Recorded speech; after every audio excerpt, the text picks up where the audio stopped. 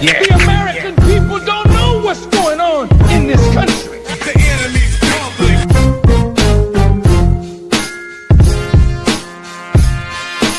They really give a damn. The country is going to hell. The enemy's public. It ain't black people sending it there. There is no mystery God. Absolutely no mystery God. You are the future, and we are depending on you to unite to overcome your differences and organize a system under the set of principles that the original people of this planet follow. The enemy's public.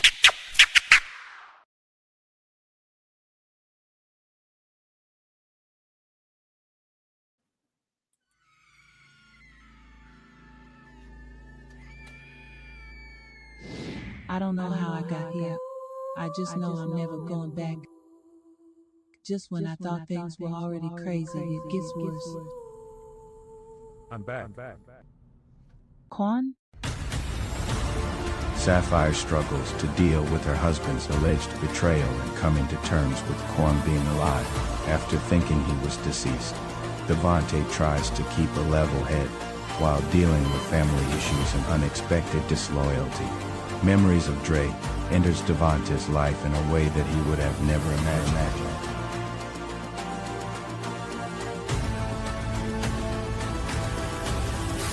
Fire Part 2, the finale.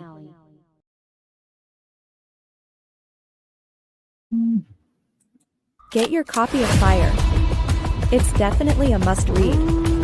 If you enjoy hood books, this one is it. Just like the title of the book, it's officially Fire. Get it on Amazon, paperback or Kindle.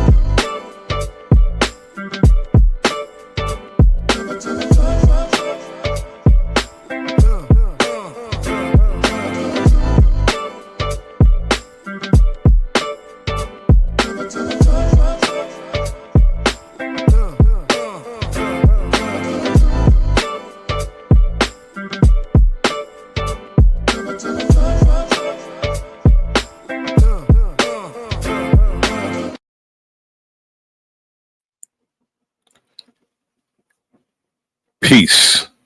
This is the enemy's public. And I am Bro.Nasir, your field marshal.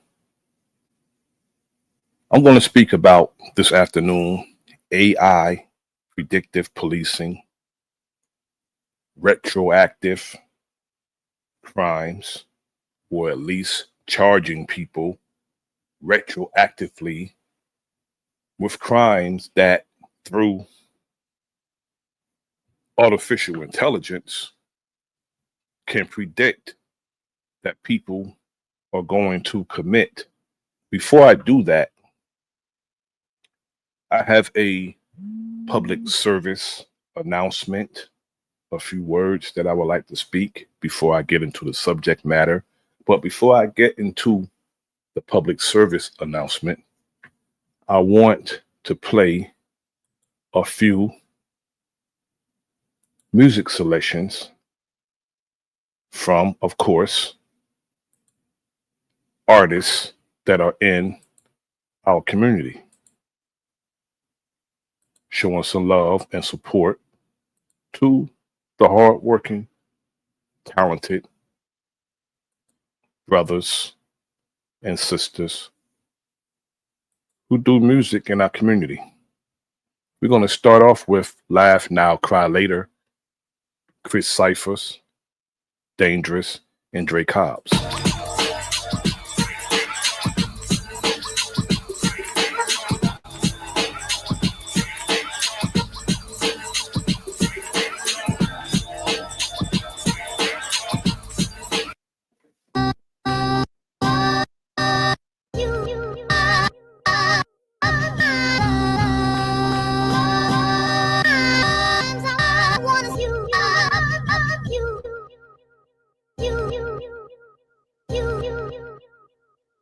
This that Nickelodeon, Mary Jane and opium, fresh from the FedEx. Yes, we got a load of them.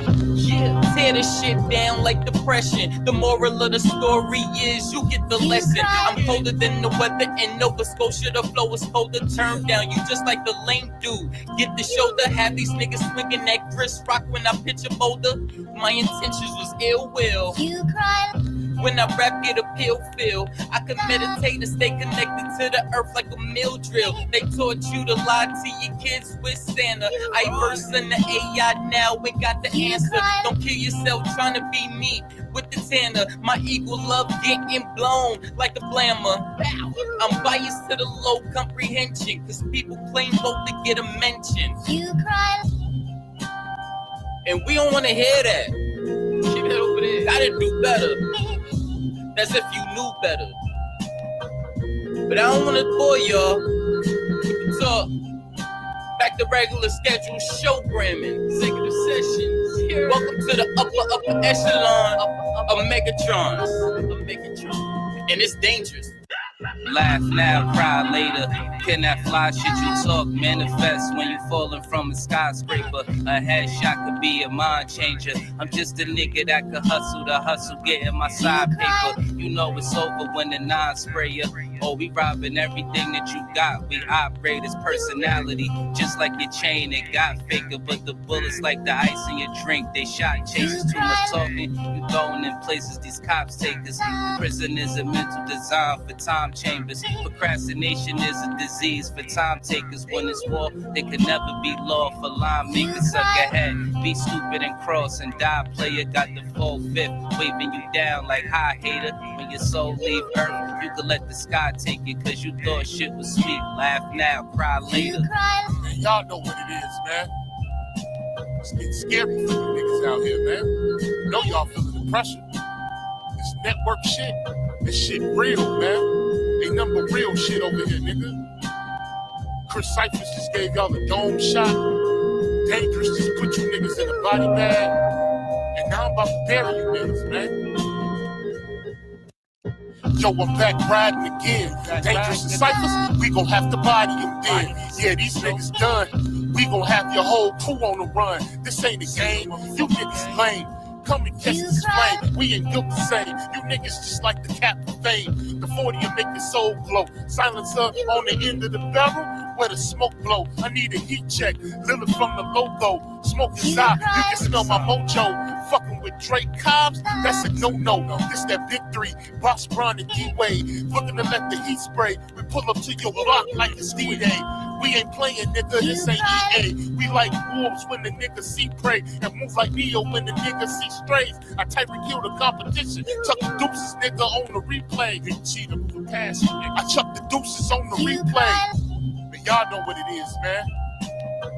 Chris Cyphers, Dangerous, Trey Cobbs, man. This network shit ain't nothing but real shit over here, man. Nothing but real. You already know. Y'all knowing how we get down, Joe.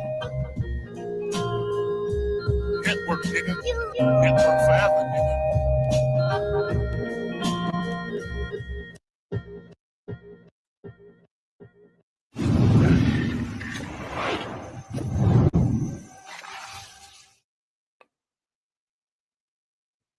Now we're going to go to Hood Politics Part 4, Dangerous Music.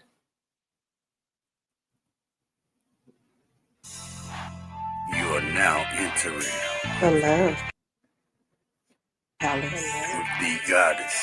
where we're getting into the lives of the people behind the bars. You feel me? Now you talking with the goddess of love. Hey, the goddess of love. Love. Now you talking with the goddess of love. Hey, the goddess of love. Love. Now you talking with the goddess of love. Hey, the goddess of love. Love. Now you talking with the goddess of love. Hey, the goddess of love. Love. You feel me? Well, you know, it's so despicable. And think about what kind of monsters take a horrible tragedy like this, a personal tragedy that breaks everybody's hearts. Take a tragedy like this and use it to advance some weird political agenda. Greatness walked in the building, I did you miss me? Flat earth don't mean niggas live on the frisbee. Niggas still believe in religion and watch suffering. Niggas put their faith in a system that don't fuck with them. Black gloves cover my hands, committing homicide. Memories plotting revenge, it left me traumatized. Coming from the bottom and trying to get to the other side. The greatest motivation in life, watching my mother cry. Big corporations still consider it slaves. Freedom got a price, they call it minimum wage. The money make predators, these the sinners that pray. But we ain't never done, new beginnings await. If you ain't fucking with me now, you really think I need y'all? The roller coaster ride of life, it's kinda like the seesaw. But when you get to this view, everything that seems small. It even got these bitches diving mouth first to these balls. Man, shit change when I get in the V, cause I just let my ego drive when I sit in the seats. I mean, I used to be a bummy nigga, simple and clear. Then I cleaned up and turned into the pimp of the year. Any nigga harming a child is a terrorist. Niggas still believe in the book. Need a therapist, you fly, but you catching the bus. This shit embarrassing. Quick to say you stacking them bucks. This shit hilarious. Niggas thought homie was soft, but he a block nigga. Quiet ones always let off. You gotta watch niggas. Legend is 12 was thirsty and tried to stop niggas. Same cat, him and his mans turned into cop killers. Authorities say the suspect, age 35, deliberately lured the officers to his home with a 911 call, waiting for them, armed with an AR-15 assault rifle. Hey yo, the chosen one, light-skinned nigga, yeah, the golden one. Father to the fire with this shit, I control the sun. Niggas did the double cross thing, got his balls slain, put the barrel under his chin and made his thoughts ring. But fuck the government, the way that it stands, every branch attached to it, all the way to Japan. I hope niggas break from it any way that you can. It only take a few steps to walk away from the plan. Shit, I hope niggas wake up, learn we gotta win. School shooting made the news, they turning it to a trend. They wanna keep you dumb and blind. Voting for your favorite crooks, always for the lesser evil, never for the greater good. Can't sleep, one eye open like a cyclops. Can't believe none of they truth, this shit is psyops. The sunset and sunrise, good morning turn to goodbyes. Meeting at the funeral service, that's when the love dies. Father kills 2-year-old, now that's a monster. Woman shot her husband on live, he need a doctor. Homie didn't make it, of course, see that's that girl lost. She did that in front of their kids, and the world saw. It's been a few years in this world, been on some crazy shit. Desensitized the mind, they made this shit exist. I'm just trying to tell you the truth, that's the way it is. Hood Politics Part 4, my name Dangerous. Now we're gonna go to my brother Hurricane JW and Live and Learn. Get ready.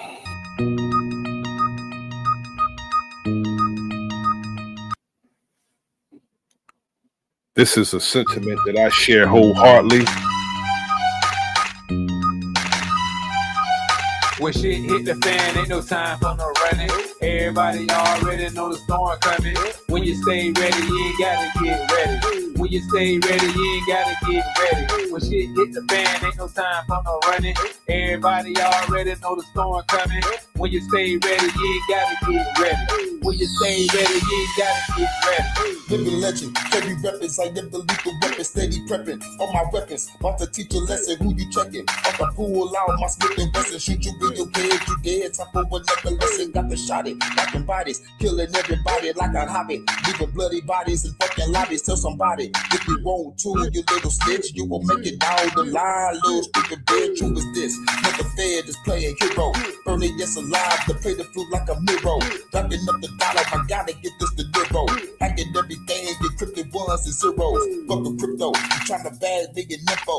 Fuck us so good to put some bombs and some benzos. World leader, y'all getting killed with the heater. The hurricane is the reaper, came here to delete you. When shit hit the fan, ain't no time for no running. Everybody already know the storm coming. When you stay ready, you ain't gotta get ready. When you stay ready, you ain't gotta get ready. When shit hit the fan, ain't no time for no running. Everybody already know the storm coming.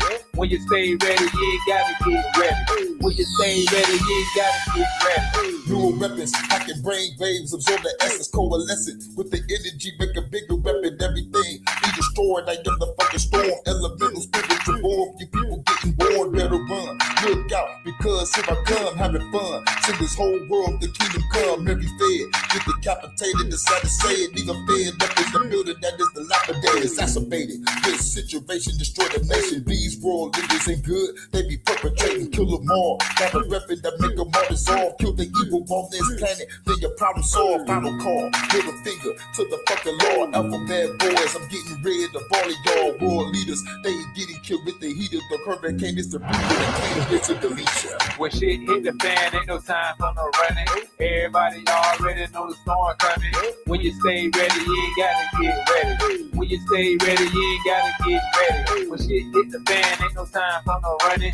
Everybody already know the storm coming. When you stay ready, you ain't gotta get ready. When you stay ready, you ain't gotta get ready. When shit hit the fan, ain't no time for no running. Everybody already know the storm coming.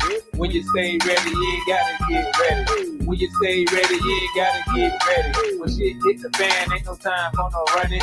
Everybody already know the storm coming. When you stay ready, you ain't gotta get ready. When you stay ready, you ain't gotta get ready.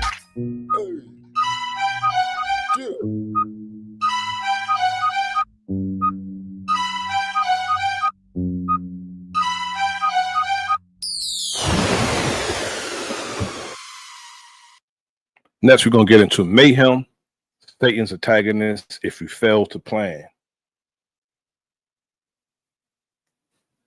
TEP production. Never let the manicure again form your opinion. This is the trick that's played on everyone who's oppressed.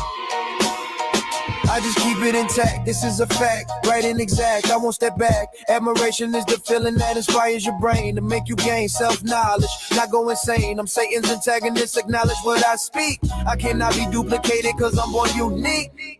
Brother Kareem told me if I want it, I gotta take it. Kareem told me if we need it, we gotta make it. Nasir just said, stand up and be a man.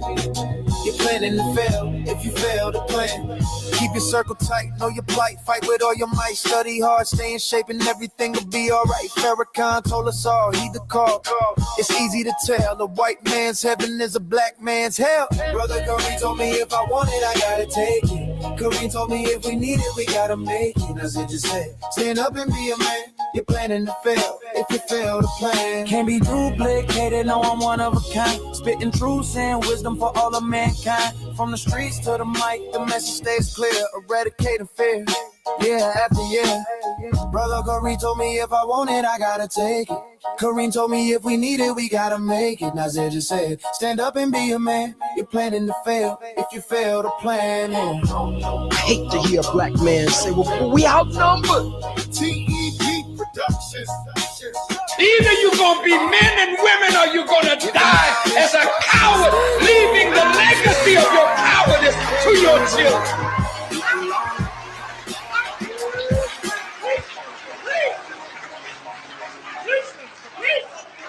Your children will hate your shadow. Next, we're going to get into Mayday featuring OTK, Stolen Land. I heard somebody say, let's make America great again. The only time that America has ever been great is before the colonizers came here. This your boy OTK, presenting Mayday. Make America great again. Let me make this clear. That was the time before the troublemakers were here. Colonizers calling themselves settlers, warmongering thieves, false history peddlers, sowing poisonous seeds, cause the absence of peace. Because they'll never understand there will never be peace on stolen land. Especially with a gun and a Bible in your hand, dropping bombs on nations cause they won't meet your demands. Whether it's a city, a borough, or a village, the white man murder, raped, and pillaged, indoctrinated free people under chattel slavery. But it's nothing in books about the black man's bravery. Stolen land, a constant fight for justice, for truth, for what is right. They try to break us, well, I might, but we rise up, shining ever so bright.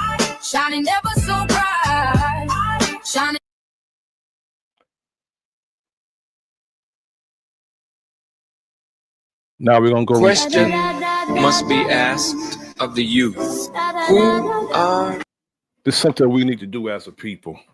Before I play this, I want to say to us that we must learn from ourselves and others, our mistakes and others' mistakes. We have to exercise, we should exercise understanding and meet people where they're at and build from where we meet. We must stop being so judgmental towards each other. We must know that we cannot learn if we think we already know. Yet, if we do know, we must know that knowing is not enough, especially if we're going to teach. Dedication, the love for truth is involved in teaching. Patience, good manners is involved in teaching. Sometimes we make errors when we're teaching. Yet if an error is pointed out with truth, those of us who aspire to be credible and trustworthy will accept corrections. Yet, that is dependent on the manner of he or she who is correcting us. That's when patience and mannerism come in. When we get our eureka moments, meaning when we consider answers to quizzes, we tend to get a little excited, some of us. Then some of us become arrogant and condescending because of the information that we have obtained, as if we broke a code, as if we are the only person who have obtained the information that we're attempting to give to our people. Putting ourselves before the information. Presentation is very important when you're giving someone anything, not just information. Anything that you give to someone, presentation is very important. Something beautiful and essential can be unacceptable because of how it's being presented. The question is that I have for all of us. I don't point out things to my people and not include myself. I include myself. The question is, are we better than those who came before us? Are we?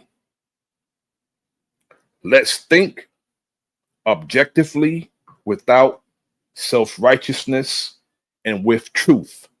Are we better than those who came before us? Should we be listening to some of the fools who get on social media and attempt to teach our people something that they don't understand themselves? The most frustrating thing to hear is someone attempting to use etymology, hacking a word, and making absolutely no sense at all.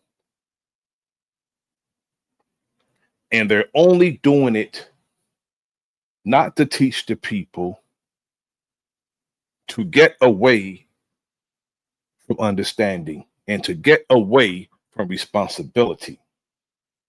They want to take and hack the word.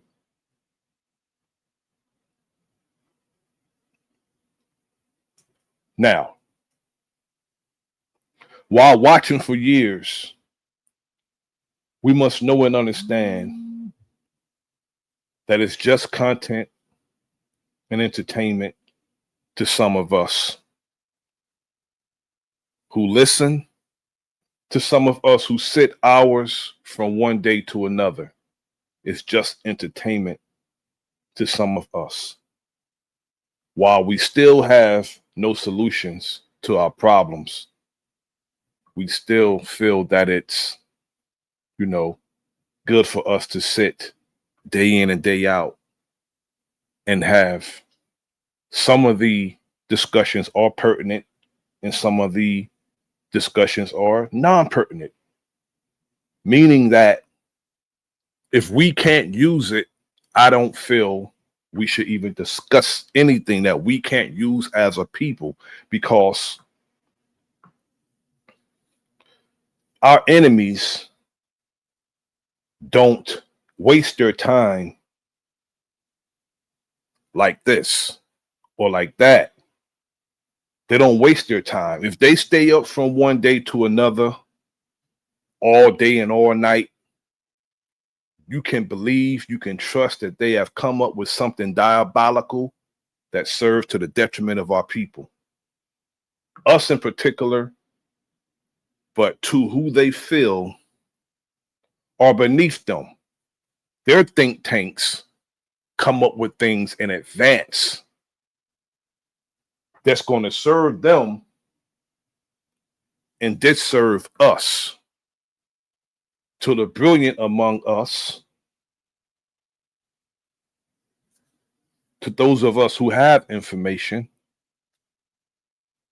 have we always known what we know today? Have we always been on the level we're on, considering consciousness and awareness, information that we obtain and give to the other people? Have we always been on that level? Were we born with all these answers to questions?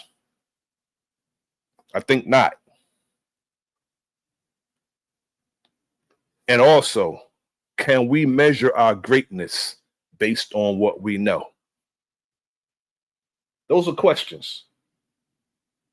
Can we measure our greatness based on what we know instead of what we've done and are doing?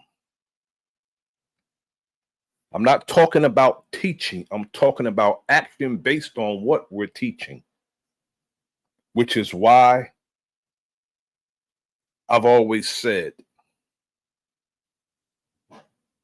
that none of us have the right to judge anyone who came before us, because with their so-called lack of knowledge, lack of information, they have done far more than we have.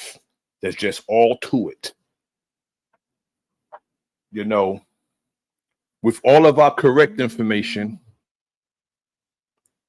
to this day, we are still stagnated, stuck in a world wide web, the internet, which is in reality a thick web. That's what a net is, a thick web, where our people in pain, inflicting pain on each other. We all know the term hurt people hurt people. You can say you're not hurt, but I'm not talking about us as an individual. I'm talking about us as a people. And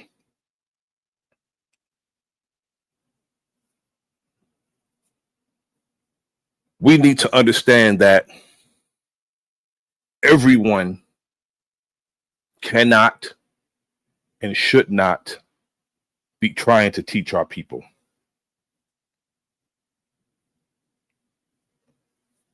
When we as a people, we used to be creative.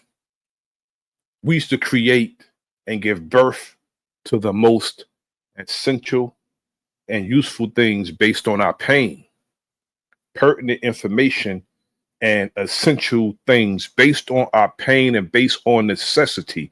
That's what I'm accustomed to seeing our people do when we're in pain. You know, as a man who's almost 60 years old, that's what I seen our people do when we were in pain and we had the lack of something. We became creative and we created the thing that sufficed us as a people. Now, our nature have always been to be creative, not destructive, because of our pain. Most of us think that we should teach because we know something. That don't mean any of us who just know something should be teaching. When knowing something doesn't mean that you've learned it. Because you know something, it doesn't mean that you learned it. Knowledge and understanding, that means that you learned it. Learning is knowing and understanding, which is knowing the ledge before you pledge.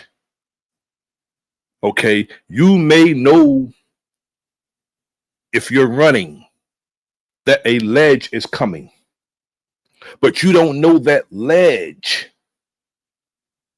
meaning that you don't know if you don't know how far you have to jump to get to across to the other side. You don't know how far the fall is if you don't make the jump correctly. You don't know the ledge before you pledge. So therefore we should get understanding before we attempt to teach somebody something, not just knowing something. We get excited because we get information. We don't dig deep enough. We get the branch knowledge. We don't go into the root. The branch is obvious. You can see that on the tree, but it came from the root.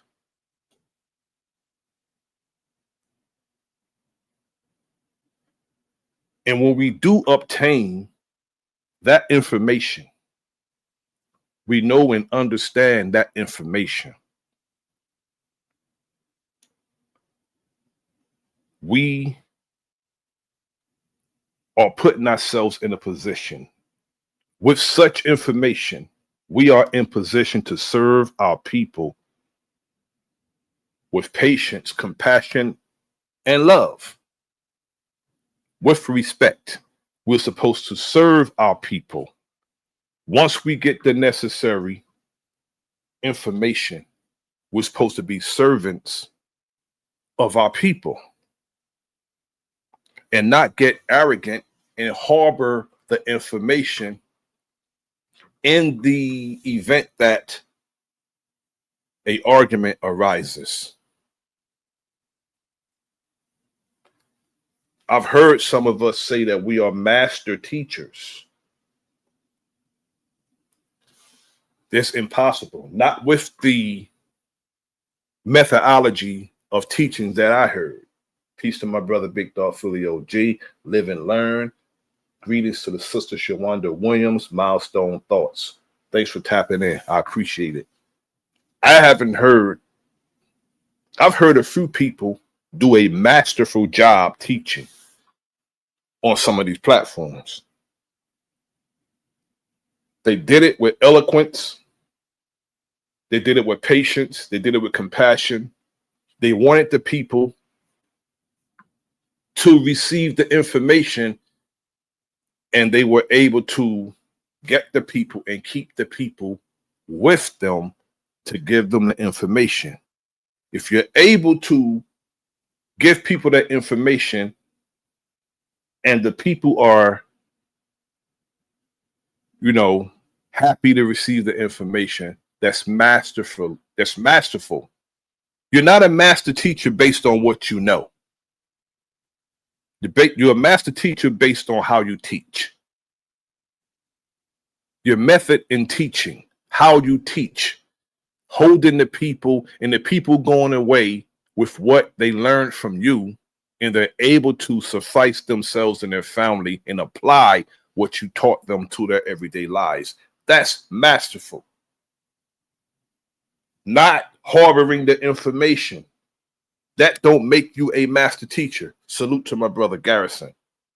that don't make you a master teacher because you're able to harbor information, or you're able to give information because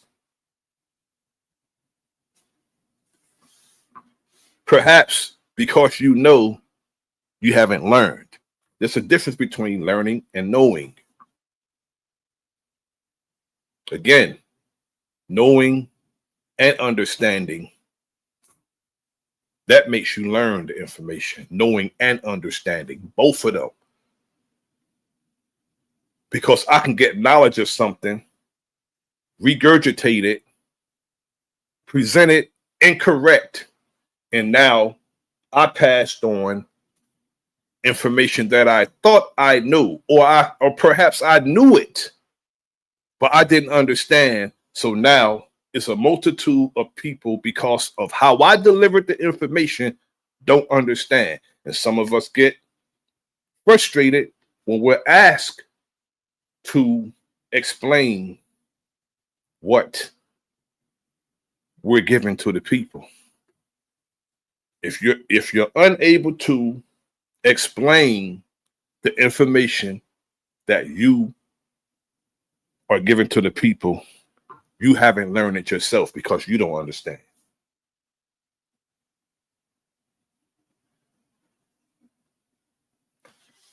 Because if we're not able to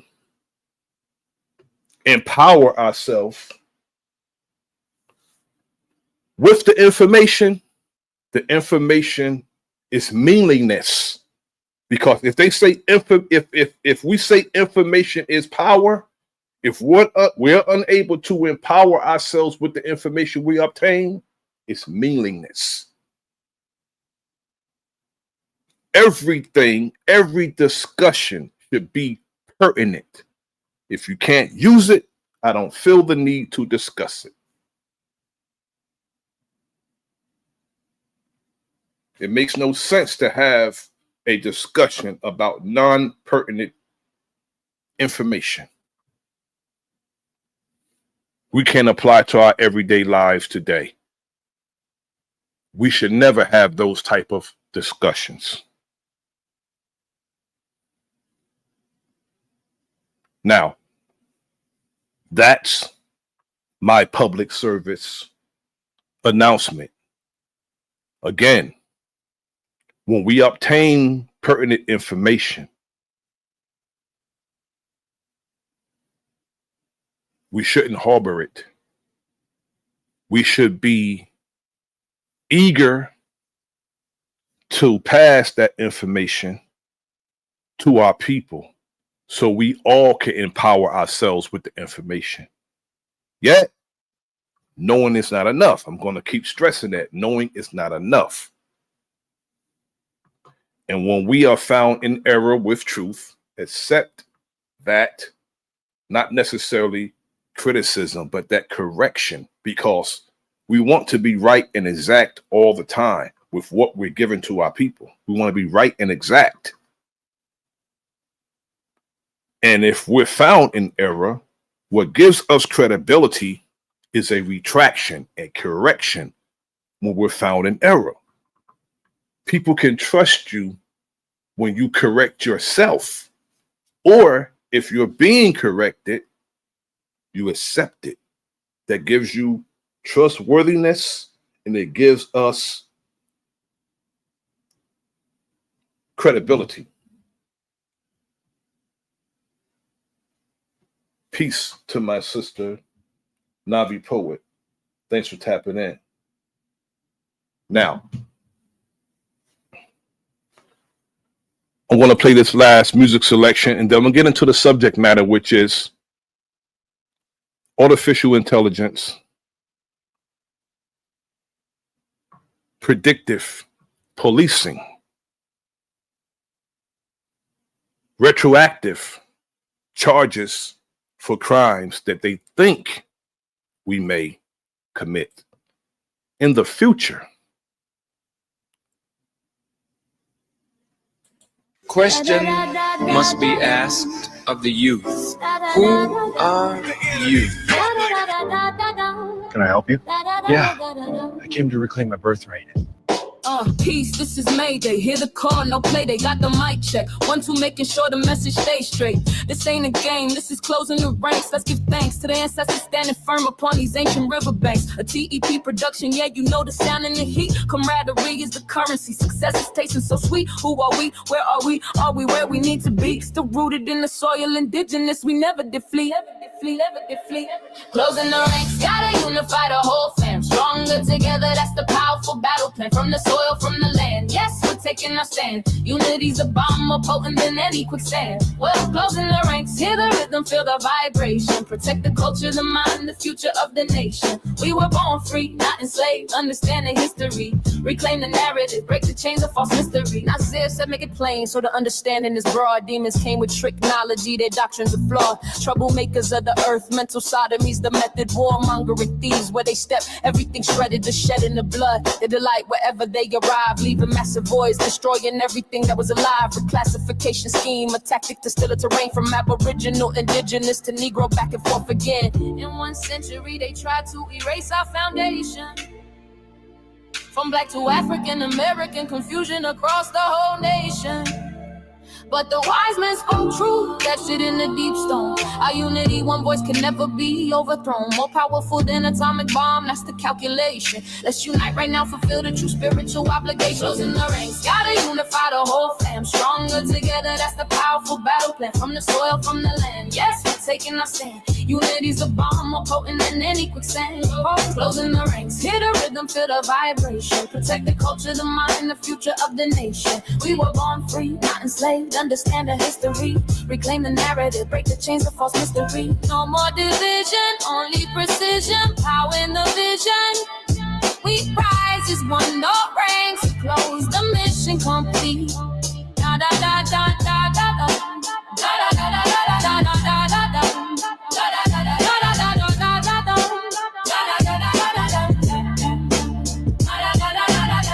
Can I help you? Yeah, I came to reclaim my birthright.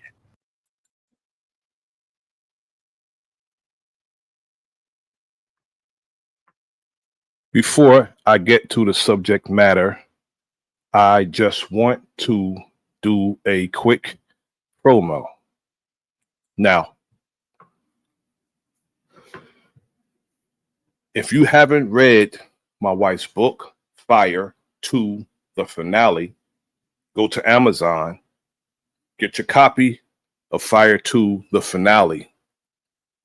Angela King James, go to Amazon. You can get it on paperback. You can get it on Kindle. Get your copy of Fire to the Finale. Yet in order for you to know what's going on in this book, you have to get this book, Fire.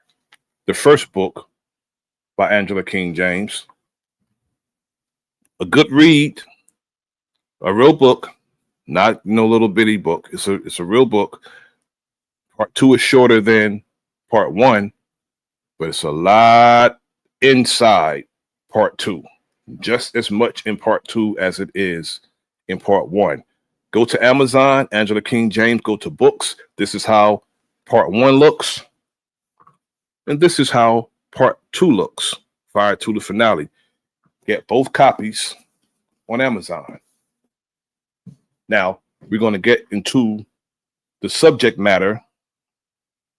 Just give me a second to share my screen, get the information. Vilified Nation, peace, brother. Salute.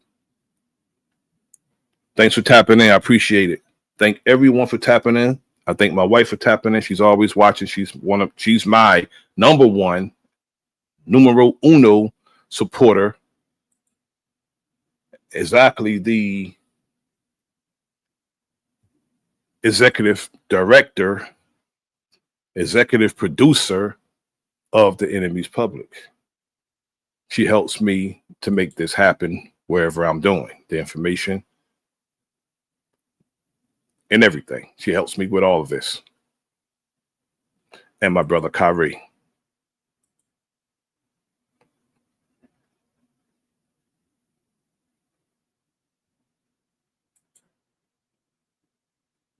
Can you imagine getting pulled over by the police and they tell you that you're being pulled over because you may do a crime 2 months from now. And I've seen a video where some young brothers hanging out at the high school and the AI mistaked a bag of potato chips as a gun. So the cops ran down on them because the police mistaked the bag of potato chips as a gun. So this is what we're dealing with today. You know, artificial intelligence is nothing new because trumped up charges,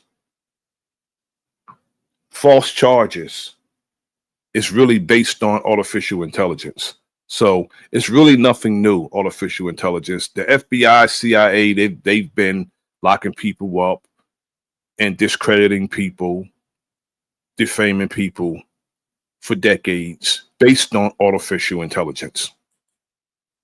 With the advent of the digital, Which is why I say words outright, because some of us don't understand when we say AI or when we say COINTELPRO, when we say these abbreviations. We need to start saying them outright because some of our people don't know what it is and don't understand what it is, and they just regurgitate it, not knowing what they're talking about, and don't have any understanding of what these words and these terms mean. digital age, technology has inevitably permeated every facet of society, leaving virtually no sphere unaltered. The law enforcement sector is no exception, and has seen the introduction and application of artificial intelligence, AI, specifically in the area of predictive policing. Predictive policing is an innovative approach that applies analytical techniques to identify probable criminal activity. It was first introduced in the 1990s, stemming from a concept called hotspot policing. Initial models predominantly used historical crime data to predict future hotspots, creating a foundational reliance on past data, which includes where, when, and what types of crimes occurred. The increasing capabilities of AI, though, have transformed predictive policing, using machine learning algorithms to analyze extensive data sets, not limited to criminal data. Police departments worldwide now utilize AI to predict crime using variables like social media posts, weather patterns, socioeconomic status, and proximity to schools or parks. Because of the social media post some of us put on our social media platforms, they think they could predict whether or not you're going to do a crime. That's what they're telling us.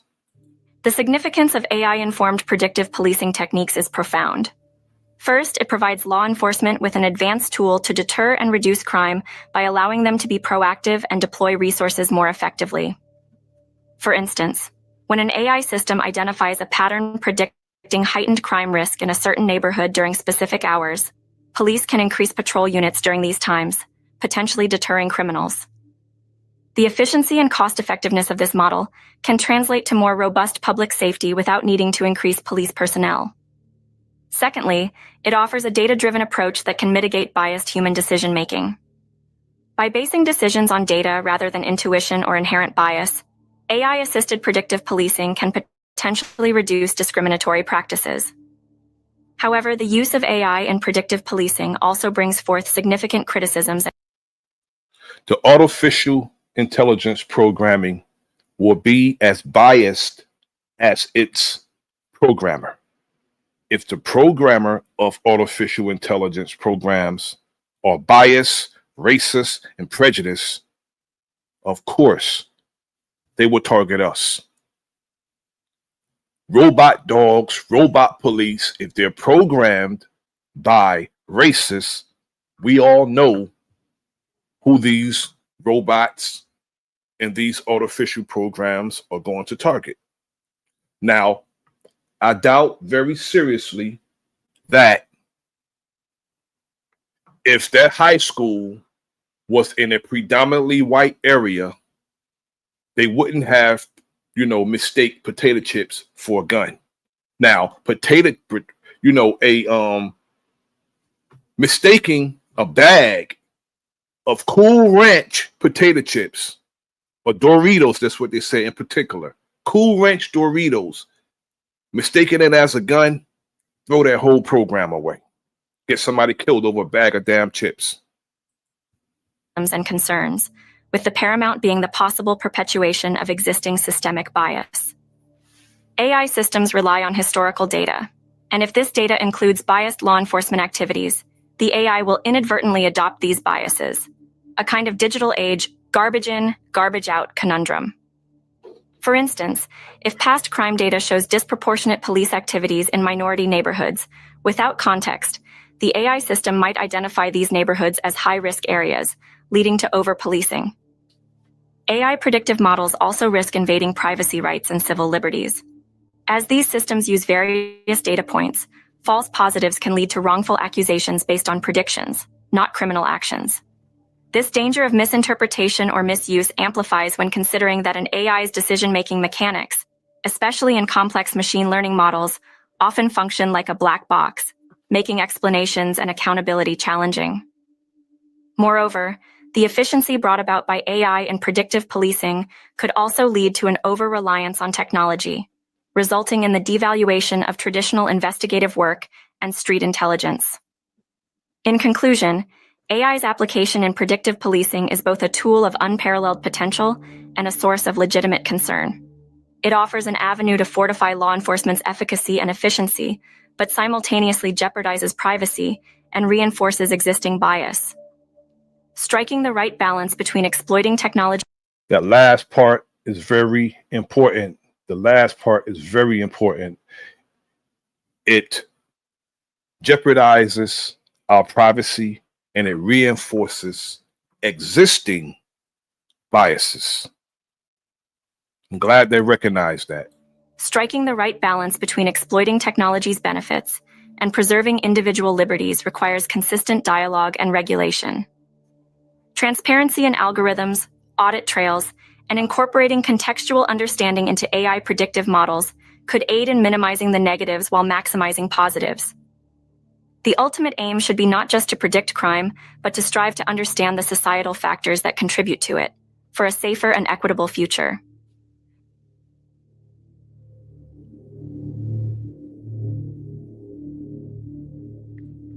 It's not going to make us feel better because the police are already biased.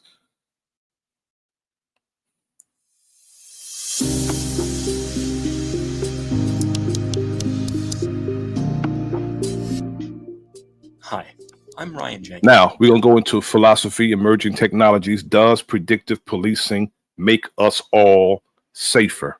And I can say it emphatically without even watching this video. Hell no.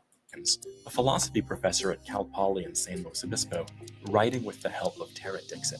Law enforcement organizations are often among the first to adopt new technologies to make themselves more effective in the fight against crime.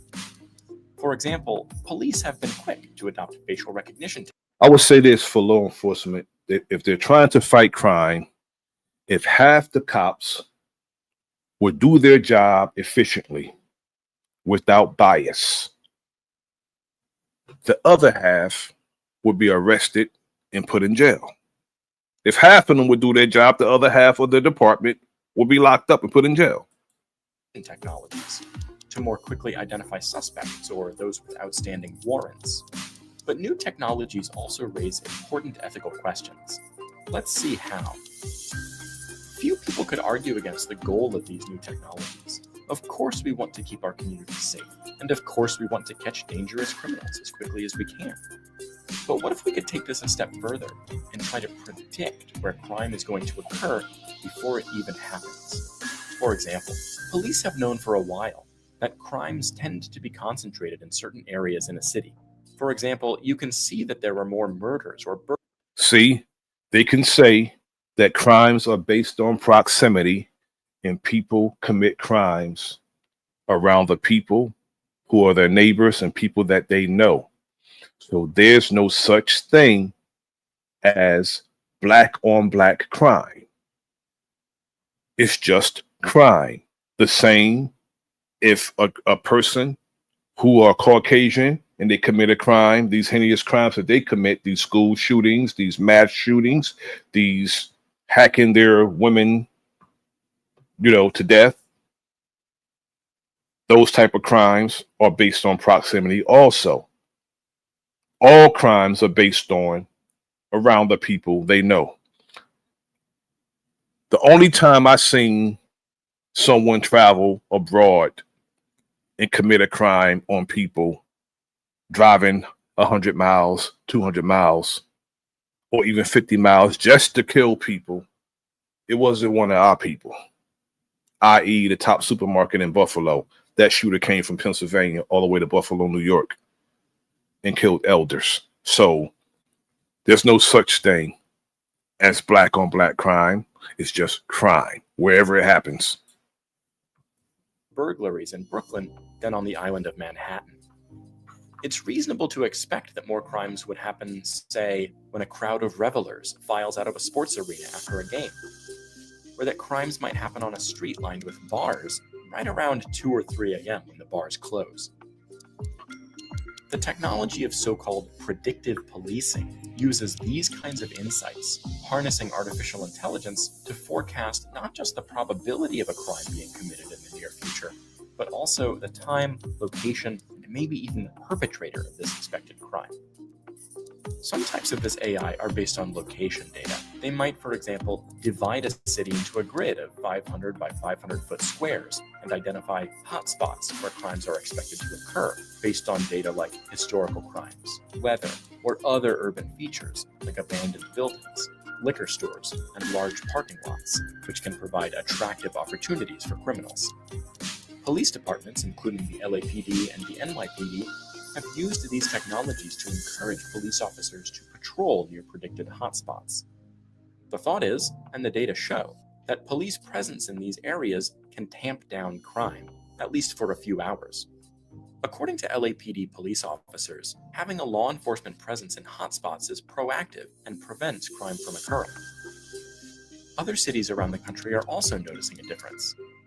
After using a version of the technology, burglaries in Santa Cruz declined significantly, and crimes in Atlantic City were reduced drastically.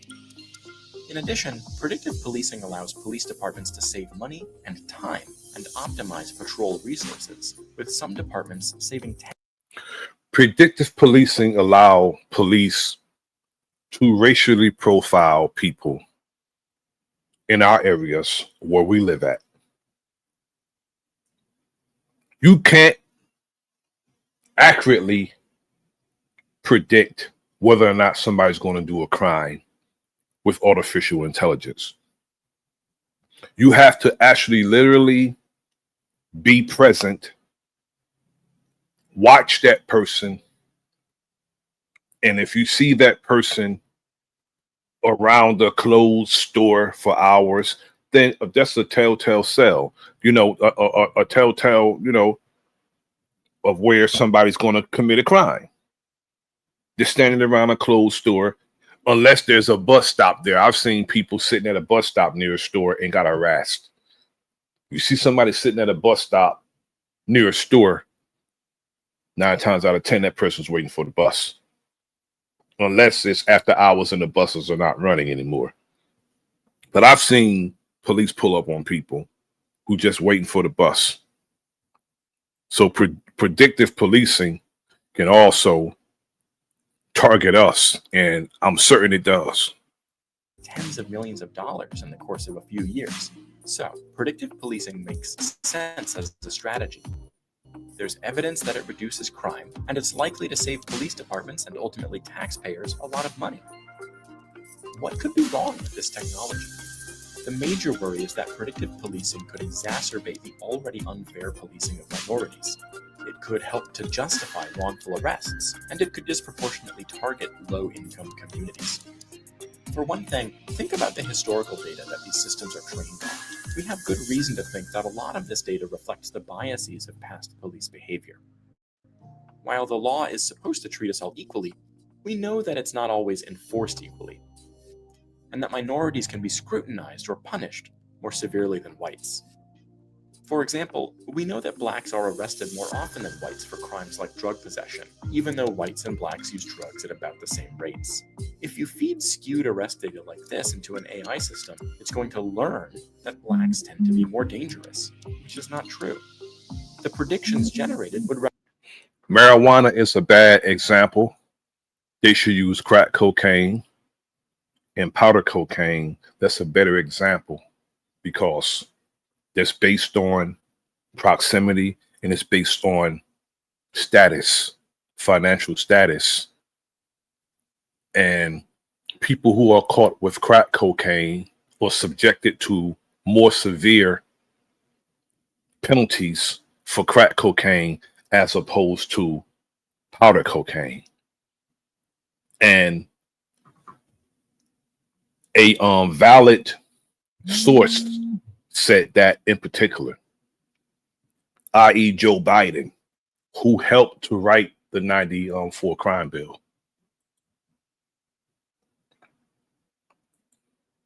Recommend that officers spend disproportionate time policing minority neighborhoods, where they're liable to encounter people committing crimes, generating more disproportionate arrest data, and so on.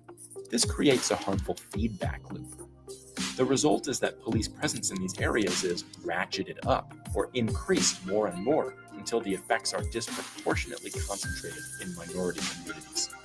Of course, these AI systems are never fed data about race directly. That would likely be illegal, and it would surely be unfair.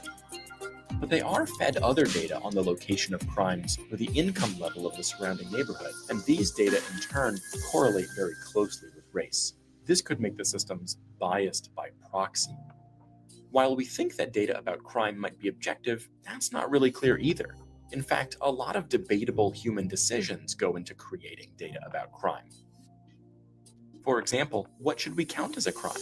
What crimes should police pursue and investigate most intensely? If police discover someone in the act, do they end up arresting the suspect or letting them off with a warning? Whether a crime took place depends on many subjective human priorities, choices, and interpretations of events. Imagine, for example, the difference between training an AI system on data about police arrests versus only on data about arrests that actually resulted in jury convictions. Given that the overwhelming majority of cases are settled by plea deals rather than by jury trials, you'd undoubtedly get two very different pictures of the crime in a community. So here's the situation. On the one hand, we have a new technology which is effective at lowering crime and reducing costs, according to its proponents. On the other hand, this technology tends to burden some people more than others. In particular, it more significantly impacts minorities, people with low income, and others who are already facing disproportionate disadvantages in society. When is it fair to disproportionately burden one part of society if this benefits the rest, say by deterring crime? Does fairness require abandoning a technology, even if the consequences are that the public is less safe overall? Is that simply the cost of fairness? Or could there be some way to use this technology? Especially when the lawmakers are the perpetrators of most of the crimes that they pass as bills and then pass into law. Technology without allegedly causing disproportionate impacts on minority or low-income communities, perhaps in the way that data is gathered and examined, or the way police choose to use the technology? And what space should we reserve for human oversight when using AI could impact people's rights and freedoms? That's a good question. Who's policing AI? You know, is there a internal affairs for AI to make sure that they're doing their job adequately? What do you think?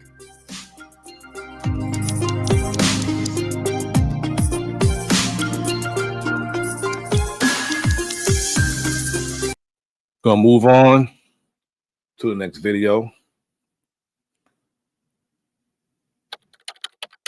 Now, what are the ethics of real-time data? Real-time data in predictive policing?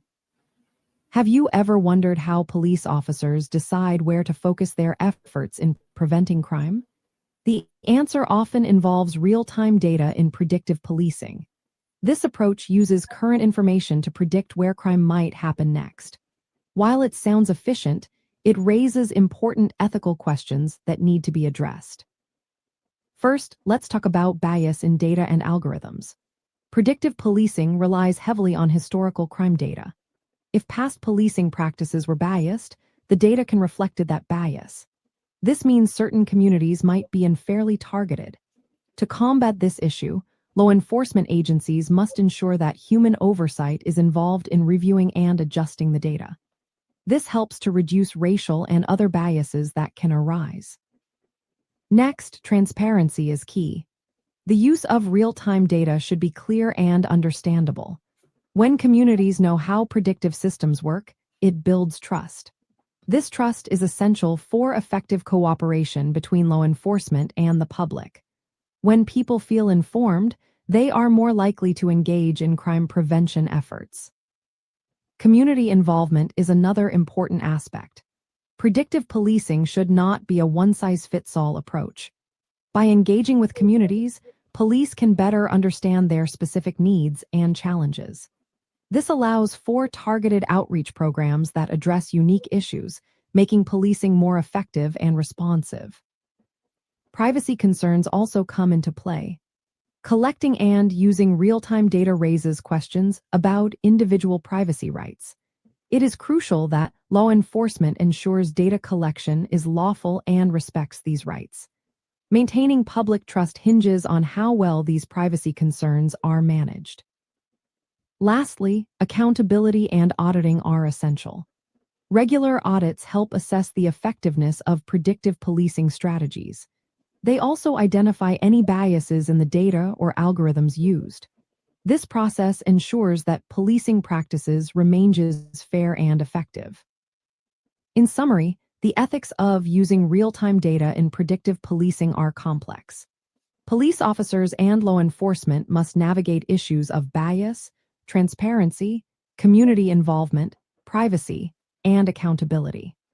By addressing these ethical considerations, law enforcement can use real-time data to enhance public safety while respecting the rights of all individuals. Now we're going to go to, some advocates. They hate them. They couldn't trust them. Like, this is not good police work. Everyone supports good police work. Let me run this back. I was watching this and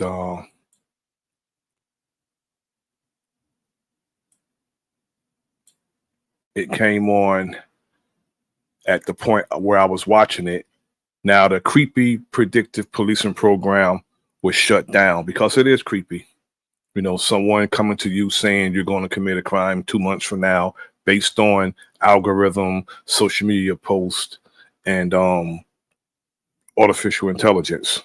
Is just another way for racist ass cops to pull somebody over, or just a biased cop, or a cop who's trying to make a quota to pull somebody over and violate their rights based on artificial intelligence.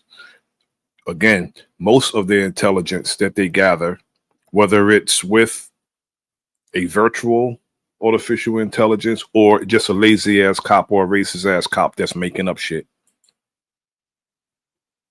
In Pasco County, Florida, the sheriff's office thought it had a great idea. Make lists of who might commit crimes in the future and hound them and their families until they end up in jail or move away.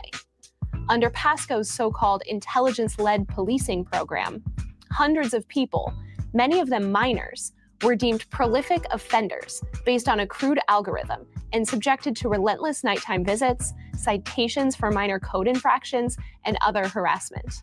So IJ sued. 4 Pasco County parents are suing Sheriff Chris Nacco over the department's intelligence-led policing. The plaintiffs say the program is violating their constitutional rights, leading to what they say is harassment at their homes and what they call bogus arrests. The plaintiffs want a judge to stop the program and are now represented by the nonprofit Institute for Justice. In December, we secured an agreement that will end the program for good and get justice for some of its victims. I'm Kim Norberg of the nonprofit civil liberties law firm, the Institute for Justice, joined by co-host Keith Neely and IJ attorneys Ari Bargill and Will Aronin. This is Beyond the Brief.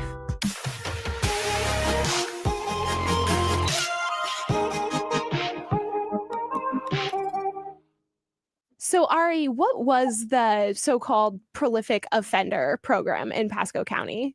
Sure. So the Pasco County Sheriff's Office deployed a crude computer algorithm to determine whether they thought somebody in their county was going to commit future crimes. They did this by assigning a score where you got a certain number of points for a number of things, past criminal activity. Like a damn credit score, and they judge you whether or not you're going to commit a crime based on a score. They score you. They look at algorithms and they score you, and they base whether or not you're going to do a crime on your score. Having been in a police report, even being a victim of a crime got you a certain number of points, and they scored it out. And then they would have a group of quote unquote analysts who would review those names and those scores and decide who they thought was most likely to commit future crimes and therefore merited additional police scrutiny. So once you're on the list, what happens to you?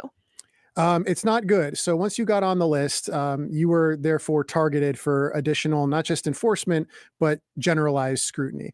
You didn't need to be suspected of a crime, and certainly they didn't believe that they needed a warrant to go into your property. But once you were on the list, that's exactly what they did. They would make routine visits on a daily or sometimes more than one time a day basis. And during those visits, they would bang on doors, look in windows, and demand to see whoever was in the house who was on their quote unquote list. This went on for a period of years. They did this at all hours of the day without any regard for whether the person who they were searching for, the quote unquote prolific offender, was actually suspected of doing anything wrong. So, is Donnie here? Is Donnie home? Hey, Donnie home? I'm looking for Donnie. Is Donnie around? We're looking for Donnie. You know that, right? Hey, morning, Donnie. How you doing? So what kinds of people get caught up in this? If it, it sounds like at first kind of reasonable, oh, people have committed crimes in the past. We're going to check on them. Like maybe there's something that's not totally insane about that, but this goes way beyond that. That's right. Very sadly, most of the time, the people who were on the list were children. And I think that was by design because, in their minds, they were helping prevent people from becoming more hardened criminals by going after younger people who had done trivial things. That's in fact not how it works. And what they ultimately accomplished was getting a lot more younger people into the system at an earlier age. They were arresting people for essentially non-compliance with the checks. And when they'd come to houses, if they found the slightest, in their mind, bit of evidence of criminal wrongdoing, they would do things like take kids to juvenile detention, where they would spend up to 3 weeks at a time missing school, and then drop the charges against them. So this went on for a pattern of years. It happened to all of our clients and their children. That is actually criminalizing the child and also making the child a truant because they missed that much school. It's wicked. Children, and in many instances, it resulted in profoundly negative consequences that could have easily been avoided were they not the victims of this scheme, including missing so many days of school as a result of spending time in juvenile detention on bogus charges, that they were forcibly withdrawn basically from school. Another way of saying that they were kicked out. Well, and it sounds too like it's a self-perpetuating system, because once you get on the list, then they come by and they inspect you more, and then they find more stuff that they can get you on, and then that continues to keep you on the list moving forward. It's almost like Minority Report meets Broken Windows policing and this kind of dystopian future. That's exactly right. They really had two basic goals when they were coming to people's houses. The first was, let's see if we can find some evidence of some sort of wrongdoing or essentially trump it up. Accumulation of junk in the breeze. So, thank you, right? What else they got? I don't know. Piece of fence. And if they couldn't do that, if they couldn't find some reason to arrest you, if they couldn't find some reason to cite you, then they would just harass you and intimidate you. Because as I was saying, the second goal of this program, failing to find a basis for an arrest, was to just get people to leave the county. They weren't actually trying to accomplish anything in the traditional law enforcement sense. It was either we're going to find a reason to arrest them or we're going to intimidate them into moving out of the county. And the way that they were harassing people was also, sort of lots of fines for kind of harmless code violations and things that we would more traditionally see in sort of a fines and fees case context, right? That's right. They weaponize their code enforcement department. Typically, in any municipality, you're going to have your police who do traditional police things, and then you'll have a code enforcement department that has civilian code enforcement officers that write citations as needed for whatever violations, some big, some small, and that's another podcast.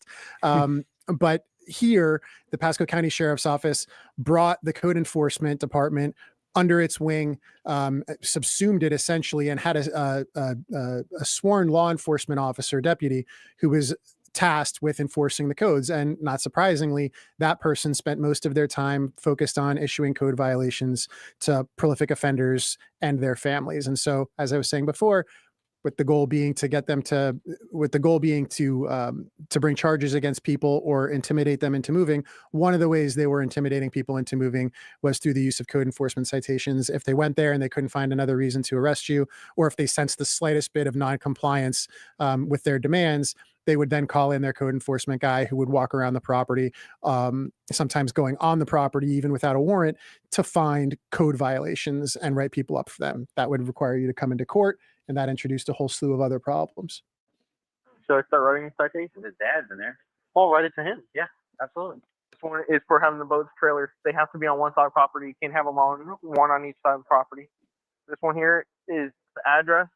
That light is covering up that address for overgrown. The grass underneath and on the side and the back of the house is over 12 inches. And it's not just Ari saying that they were trying to get people to move away. This was the sheriff's own paperwork in the annual review paperwork year after year after year for these code enforcements. You'd see them saying that my proudest achievement this year was getting this prolific offender's mother kicked out of her house and evicted, and she sadly didn't move out of Pasco. The next year, one of the witnesses we were going to call said, this year, I successfully got 13 people evicted from their homes. The next year, 15 people. Then he was promoted and then the person after him, next year, I successfully got people promoted or got people evicted. This is what they were measuring. They wanted to kick parents out of their homes to target their children. And this is all borne out by the hundreds of hours of body cam I was about footage. to say, it's not just paperwork. We also have body camera Yeah. footage. What did that show? So the body cam footage was profoundly disturbing because it captured not just what they were doing to our clients and to people throughout their community, but the internal conversations that they were having about how do we. That body camera footage should have shown a code enforcement officer running off the property and somebody putting foot to his ass for doing that bullshit. That's what the body camera footage should have been showing. How do we get this person? What can we cite them for? What's a charge that we can put on them? Where they're huddled together, 6, 8 of them at a time, trying to figure out what the best way to inflict pain on a given property owner would be. And in many instances, it was calling in the code enforcement specialist who knew the municipal code inside and out and was able to weaponize it most effectively. And there's video of them going onto our clients' properties with tape measures, finding little patches of weeds and measuring them and saying, "Up, you've got an overgrown lawn. You've got grass that's over 10 inches in height." And things along those lines. Oh, your house numbers are slightly obscured by your front light. That's a citation. You've got a trailer on the south side of your property, but it's got to be on the north side of your property. It goes on and on and on.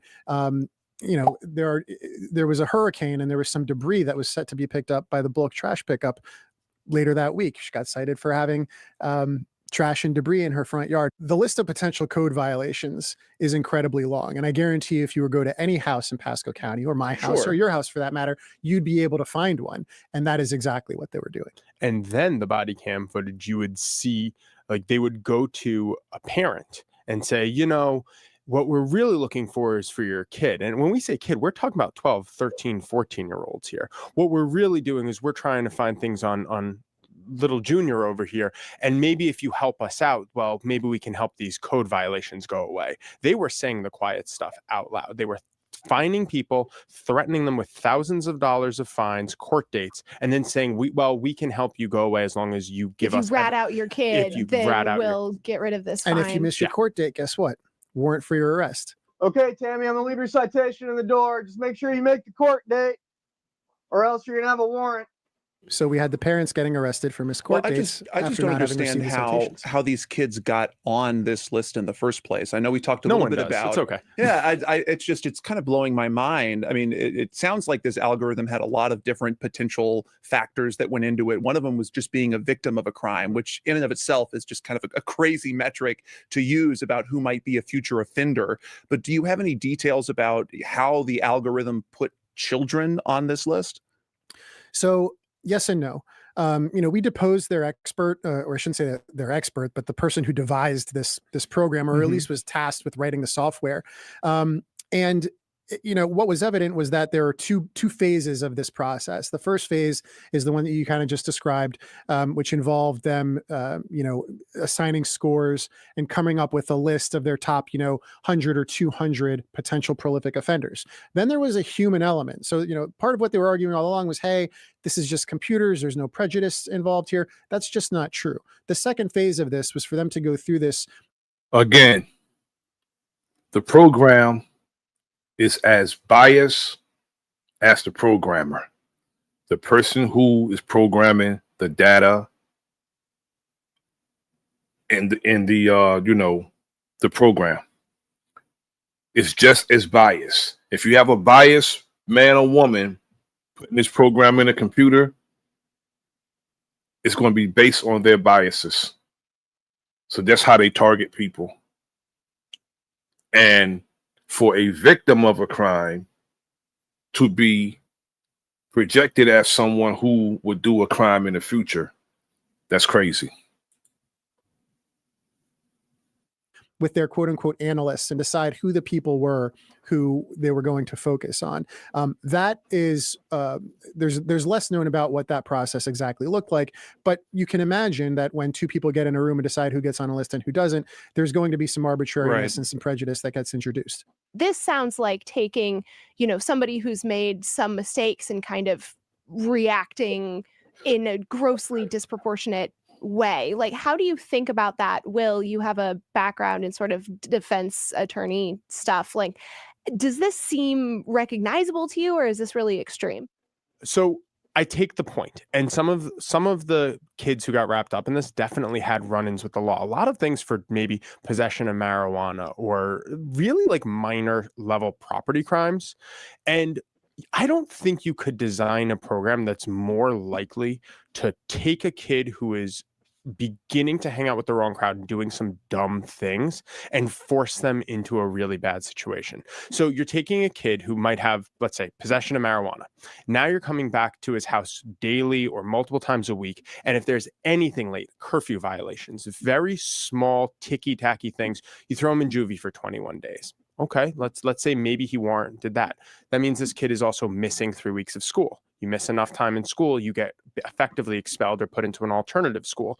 You get out, a couple of days later, they come back, they're asking you more things. You give them attitude, or the parent saying like, hey, last time I spoke to you, you threw my kid in jail for 21 days for more.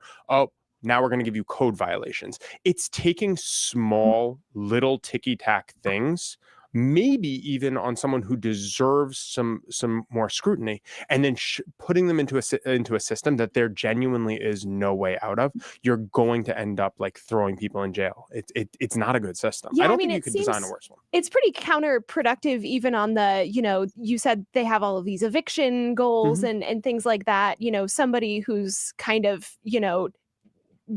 toying with kind of criminal behavior, kicking them out of their house doesn't seem productive or helpful to that situation, right? Like, you're not making anything better. Yeah, no, it's not helpful when a troubled kid is there. You can't evict a kid. You can evict a kid's parent. So like, now their parent has lost their home or their lease. The kid is in and out of juvie. They have been kicked out of school. Like, they're in juvie. They're making friends there. They're learning. Like, this is apparently, no matter what I do, I'm going to end up going back to jail. So whatever. Might as well just go fully down this road. And not only is it bad policy, it's asking police to, i.e. the same thing that they did with Lionel Tate down in Florida. I mean, he was wrestling a little girl. His mother was a Florida State trooper, as a matter of fact. She was babysitting the little girl. He was playing wrestling with her. He ended up killing the girl. He was probably like 11, 12 years old at the time. They gave the little boy life in prison. for that.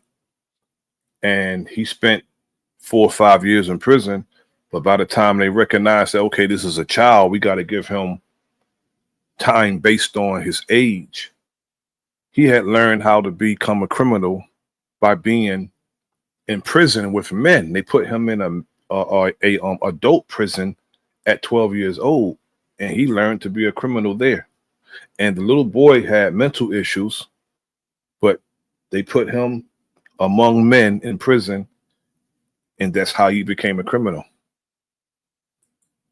To do things that I think we would all agree are not within the traditional scope of what we expect police to be doing. I mean, Sure. to take your point, sure, these were kids who might have had some, legal infractions in their past, very small ones, but there are always going to be constitutional limitations on the powers of police when it comes to how they want to handle any of those people. You cannot go on someone's property without a warrant or reasonable suspicion that they've committed a crime or done something wrong. If you do, there are a very narrow set of circumstances that the Supreme Court has recognized which govern those interactions. And when someone wants one of those interactions to end, generally speaking, the police have to abide by that request. They have to leave the property. They weren't doing that here. They were harassing people time and time again. And that's what gave rise. We had several claims, but that's what gave rise to the Fourth Amendment claim that we brought. And there was even, I want to even say, like, some of the higher ups, not the sheriff himself, but when we deposed them, some of the higher ups, when they were under oath, admitted like there were serious problems with this program. Well, sure. It didn't work. It was counterproductive. The community was going to hate them. They couldn't trust them. Like, this is not good police work. Everyone supports good police work. And honestly, the better cops or the better sheriffs in that department, they knew this isn't what they signed up to do. They didn't want to harass 14-year-olds. They want to solve crimes and like protect people. Well, and it's also hard to see the connection between, let's say, a 14-year-old who had an arrest for weed possession and code inspectors coming to, give you citations for having an overgrown lawn, and not give the child the citation, obviously, but the parent. And so now you have parents that are getting wrapped up in this in a way that's not at all related. The fact that they send the code enforcers to the people's house as a result of them being uncooperative with their harassment, that's retaliatory. And it's crazy how they could put the code enforcers under their tutelage as the sheriff department and sick them on people who they want to sick them on to give them code violations that ultimately have them evicted. It's evil. Related to what the underlying, criminal event was that presumably led them to being put on the list in the first place. And I think that one of our clients falls into that boat. Could you tell us a little bit about him? That's a great point and excellent issue spotting on your part. That was one of our claims. Is guilt is specific to the person. You should be a lawyer. Yeah, you really should be. Thankfully, I picked the right career. You can't punish one person for the misdeeds of another, and that happened not just with one of our clients, but it happened with 3 of them. Oh, wow. All 3. So we had 4 clients in the case, 3 of whom were parents of kids who were wrapped up in this system, and all 3 of those parents, in one way or another, whether it was code violations, arrests, or code violations and arrests, but all of them were subject to this type of heavy-handed enforcement that we've been talking about, strictly as a result of their kid having been on the list. Police would not have been coming to the house were it not for the fact that their kids were on these lists, and all of the consequences that they endured as a result of the kids being on the list are things that we challenged as violating the Constitution. Did you know IJ represents ordinary people, free of charge, as they fight back against government abuse?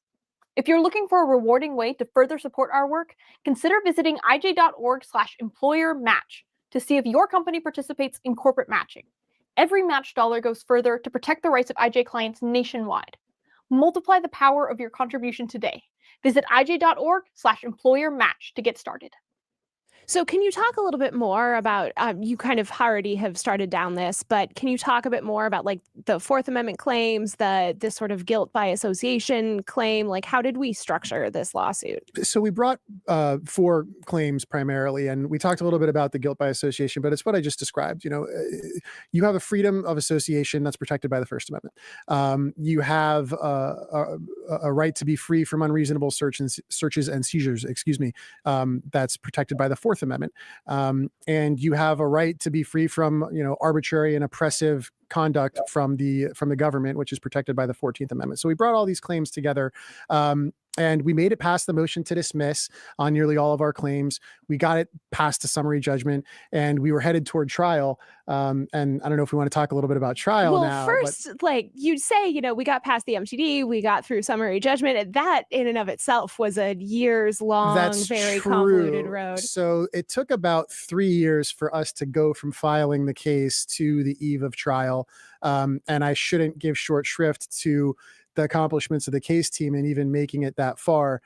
Similar claims brought in federal court have failed, but between, I think, the strength of our advocacy and the misbehavior, the outrageous misbehavior of the defendants in this case, we're able to survive those obstacles and get us to a position where we were ready to try the case. Ari's being modest because he was on the trial from the beginning. I joined for trial and I saw the amount of work that they did to survive and what it took, the number of documents, the hundreds and thousands of hours of video. So he's being modest. It was a Herculean achievement. So you came in, after he did 3 years of work, and you show up for a trial. That's all I do. That was really the point. Will is the trial specialist. Right. He loves the trial. So I think we need to talk about this trial, though, because it's the trial that never was, right? And so how did this case ultimately resolve? We were ready for trial the eve of. We're just getting ready. Can't wait to swear in some witnesses, and the city gave up. So what did that look like? They admitted that they violated the Constitution in 3 ways on paper. I don't want to say they swore they would never do that again, because that's meaningless. They accepted a court order that says if they do this again, the court will. Somebody should have been indicted for this. Not saying I won't do it again and getting a tap on the hand. Somebody, especially when they made people move and they got people evicted. Somebody should have been indicted, tried, convicted, and incarcerated for this. We're talking about people's livelihood, people's lives, ruin it. Go after them, essentially, and they agreed to pay our clients money. They completely gave up. Is a judicially enforceable settlement agreement. I mean, that's complete and total back, victory. Complete and total victory. If they ever do anything like this again, we can haul them back into court and have the court enforce the settlement agreement. So what was it about? I don't know, Ari, Will, what was it about the eve of trial that suddenly made them capitulate? I think when you're sitting there and you're ready to swear in witnesses and you're ready to really put it all on the stand, like I said, they put this stuff down in writing. They said, I'm proud of evicting mothers for their children. They had hours of videotape where they're saying, like, hey, if you rat on your kid, we can help you with the code citations. There's hours of videos of them going on to people's property. Like, there is the fact that one of them can boast about having 15 people evicted in 1 year, 14 people evicted in 1 year. That should be grounds of him, not only being indicted, but losing his job first and foremost. Should have lost the job. There's just video of all of it and paper of all of it.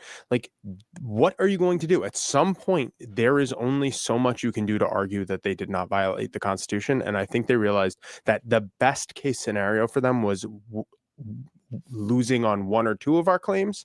And it was better to not fight for 3 weeks and just give up when there was. And go ahead. Yeah, I'll just add to that a kind word about our trial team, because Will accused me of being humble before, and now I'm going to do the same thing. It's the only reason I did it. So. I think there were. I think everything he said is correct, and I think on top of that, the evidence I think was going to be devastating for the other side. Obviously, I'm biased, but we were very excited to get this evidence in front of the judge with a formal weeks-long presentation that was well thought out and well planned, and was going to be presented by some very, very talented advocates, both in the courtroom and then, given some of the resources that we were, fortunate enough to be able to devote to the case, we had a lot of people behind the scenes too who who were going to be assisting us with this. And it was going to be a massive team effort. And it was just really, really encouraging and affirming to get into some of those pre-trial conferences with the other side. And, I won't speculate, as to how the other lawyers felt, but I do think at least we felt like we had an immense strategic and manpower advantage. And that's a really good place to be in on the eve of trial. And rather than take their chances, they dodged us for 3 years without ever having to meet on the battlefield. And then when the time came for the showdown, it's something that Jordan Maxwell said back in 92 when he spoke about conspiracies. Jordan Maxwell said about conspiracies, he said, conspiracies are very effective, but the one thing that a conspiracy cannot stand and cannot overcome is exposure. He said exposure is the number one enemy of a conspiracy. When you can expose a conspiracy with truth and you have the evidence, this is why they gave in, because they would rather give in than to have all of what they've done exposed. They understandably got cold feet. I think one side was clear that we were looking forward to it and we're going to Sure. have fun with this trial. And I don't know that they felt the same. Yeah. I mean, it's hard to get excited about, defending something that's so obviously wrong and disgusting. As a pure legal take, that's 100% right. Like, you're going to have to go into court and defend something that's abhorrent. Right. And not just that, the optics of it too, and that's one of the kind of strange disconnects about this case, because, Will, you talked about how these officers in writing would brag about how many people that they evicted and would really get excited about that conduct. But when we published video of some of that body cam footage showing them doing those things, they got upset and they actually tried to get us to take those videos down. Am I right? They did. This was our essentially our case launch video where we incorporated a lot of the more egregious body cam footage that we had. And we got an email from their lawyer who, to his credit, I think knew he couldn't tell us to take it down. But he asked us politely to do it. And we said no. And his explanation for why he wanted it to come down was this is reflecting very poorly on our department. And our view was, if you don't want exposure, that's what it was. It's exposure. And they're worried about how they look. If you are worried about how you look in the mirror and you fix the way you look. And you present yourself presentable. If you are worried about how you look, how are you going to worry about your perception when your perception is the damn reality? Want people to be upset with you, then don't do horrific things. And the comments on the video were not anything that we were super concerned about. It's not like there were any actual concerns with any sort of response toward the sheriff's department itself. So we obviously didn't take it down.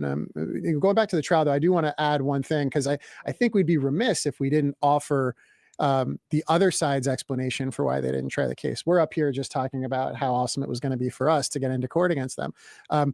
They have said after the settlement was made public, that this was a purely financial consideration, that trying this case over a period of weeks was going to be very costly, and basically, as responsible stewards of their taxpayers' money, they were going to not try the case. They'd pay us money to go away, and they wouldn't have to pay millions of dollars in attorney's fees. They didn't explain why.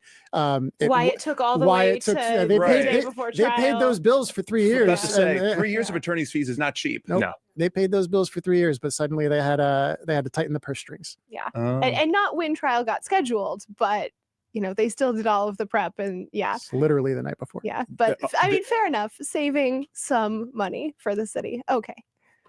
I'll take it. Did the settlement ever include an apology? Like, they admitted, hey, this stuff was unconstitutional, but is there any sort of contrition here? I don't think that they understand what the word sorry means. I don't think that would have been a line in the sand worth going for. I beg to differ. I think they know what the word sorry is because they are sorry as a example of a human being. They just don't know the understanding of being apologetic for their transgressions against people. But they're sorry as hell. But I will tell you, one of their early lines in the sand was they wanted to insist on confidentiality in the settlement, and of course that means we can't. Had we agreed to that, we couldn't do podcasts. There's that exposure word again. They want things to be confidential. That's that word exposure again. They don't want people knowing what they've done. Like this, or talk about how absolutely terrible the sheriff in that program was. So you can guess we probably weren't going to agree to that one. Well, I think this is something I kind of expected us to talk about a bit later on, but this is maybe a good time to talk about it. The point of doing sort of an IJ style lawsuit is to set precedent that has this impact and that kind of, can be applied in a all the way with all their wrongdoing. They still tried to leverage these attorneys and this advocacy group. They don't want to be exposed for what they've done. And then they want people to have like a NDA type of situations, a non-disclosure agreement. They're still trying to leverage people when they're dead wrong and they're caught. They still want leverage. That is arrogance. in other situations and things like that. It's not just about, the specific clients and the specific situation, but it's kind of creating this broader thing. And, in this case, the settlement sort of does that because it sends this strong signal of, hey, other cities that are looking at Pasco's situation and seeing, oh, you're doing this new creative thing. Should we start adopting that sort of system? This is a pretty clear, no, do not do that. People will sue you and then judges will be mad. Their system was so bad. It was like a cancer that was ready to metastasize. And the nicest part about the settlement is the next sheriff that Googles like predictive policing, the first thing that should pop up is had to admit they were wrong and they violated the Constitution. It's not just a court decided at this point, like the sheriff had to admit he was wrong and will continue to do so. And like has a court, like a judicially enforceable agreement not to do anything like this ever again. It sends the clear message that do not even think about trying this. It would have. The sheriff and anyone who participated in this should lose their job. That should be the least done to everyone who participated in these crimes against the people. Saying that I won't do it again, and then you're trying to leverage the advocacy group with some confidentiality, some non-disclosures. They should all be fired for this. Would have been fantastic to get this case all the way to the U.S. Supreme Court and have this amazing decision declaring this policy unconstitutional in the way that they implemented it nationwide for all time. And that's why we typically don't settle cases. But at the end of the day, I mean, we're lawyers and we have clients whose interests we represent, and we can't forget that. But for the most part, we don't ever find ourselves representing clients who want to settle cases. Sure. And so we don't have to worry too much about a case going away before it reaches the level of the appellate level that we hope to get it to. This was a unique case in a lot of circumstances. And it was unique in that we settled it, but we settled it in the way that we settle any case that we ultimately become willing to settle, which is our clients basically said, we're not going to settle this unless we get everything that we could conceivably get if we just win it. Yeah. Right. And in this scenario, I think we actually got more than we perhaps could have gotten, especially in terms of the monetary damages that ultimately ended up going to our clients. And to our clients' credit, they weren't even willing or interested in talking or negotiating about money.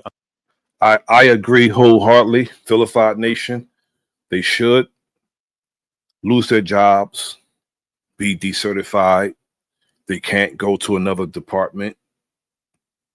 And they should lose every right as a public servant because they didn't serve the public. They should lose every right, the right to bear arms, just like anyone else who commit a crime, and especially if you leverage your position of power with abuse.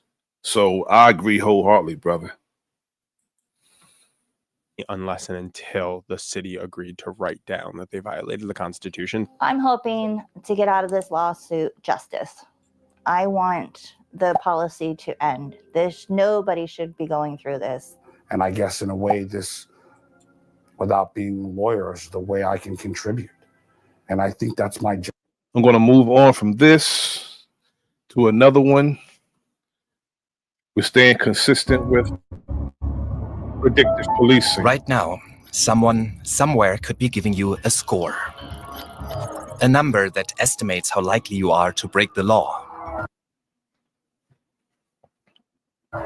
Which tells police if they should zero in on you, and which could forever change your life and the lives of those around you. It destroyed everything. And this someone might not be a human being, but a computer. So how do machines try to predict crime? And is it okay to do that?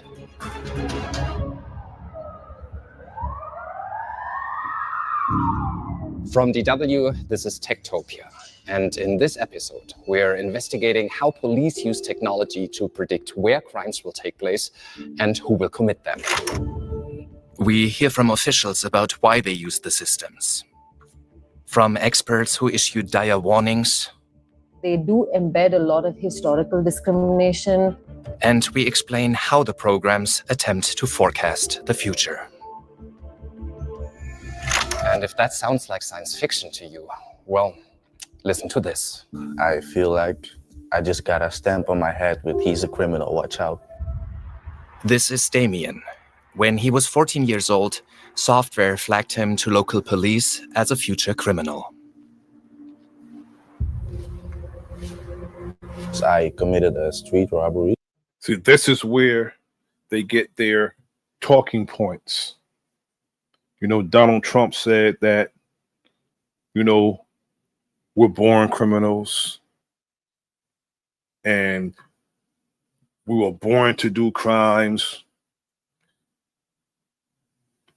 We will kill you, we'll do this. And this is what they get their talking points from artificial intelligence, and they will regurgitate this and they will throw it in our face like it's actual facts. From a biased artificial intelligence program that targets us and not them. When if you look at the crimes being committed per capita, they commit more crimes than we do. A lot more crimes than we do.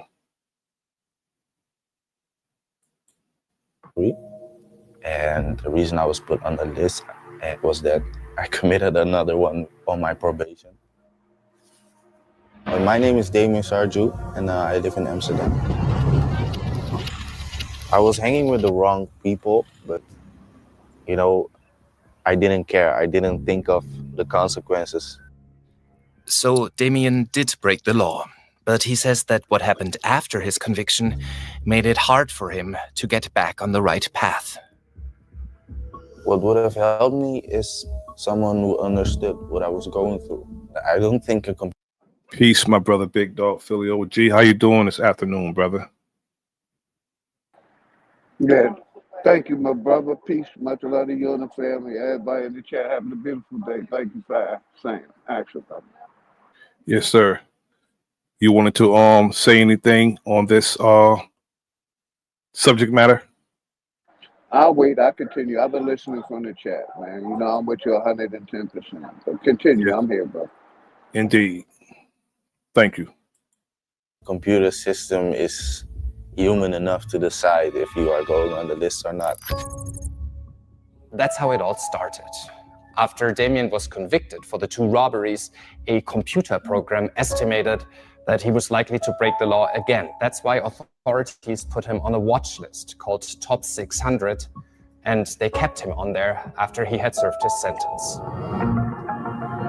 They should have used this technology on the insurrectionists, you know, from January 6th, because a lot of them went on to commit more crimes after being pardoned by Donald Trump. Most of them committed more crimes, and some of them ended up being rearrested. Some of them ended up being killed by the police. Those same people that Donald Trump pardoned on day one after he took the inauguration committed more crimes and was rearrested. Some of them killed by the police. They actually didn't tell me what it meant. They were just like, I got an own sort of detective, and he tell me that if I would commit any crime from that moment, he will be the first face I'll see in the morning when they come to pick me up to arrest me. I got ID'd all the time for no reason. You know, you could be trying your best to be not a criminal, and they would point you at the smallest thing you do. What are you doing in this neighborhood? I did feel trapped. I did feel like I was put in a box with the Top 600 logo on it and just put away. I didn't see a way out. And being on the list wouldn't only have an impact on Damien's life, it would also bring his brother, who had no criminal record, into conflict with the police, and it would eventually lead his mother to take on the entire... I know how this feel, exactly how this feel, to be targeted. I know how it feels when your whole family, your brothers are being targeted. I know exactly how this feels. I know this. Entire system. Confused? No worries, we'll get to the bottom of that. But first, let's... Especially when you challenge people perceive authority, when they're doing something unconstitutional, they're doing something wrong, they violate their rights of people right in front of you, and because you check it, because you just don't allow people to just do anything to you, they want to target you and they want to retaliate on you and your family. I know this firsthand. Let's start by looking into how the technology works.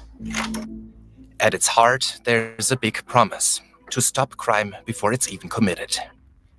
This is done by combing through masses of data. Some programs focus on potential crime scenes. If they find links between previous incidents, say that they all occurred at a certain time and place, or even during the same weather conditions, they recommend that police zero in on those locations. Other programs predict what they consider to be potential offenders. They scan the criminal and personal histories of individuals for risk factors, such as who was arrested and how often, or even who dropped out of school, and come up with a list of who's likely to break the law.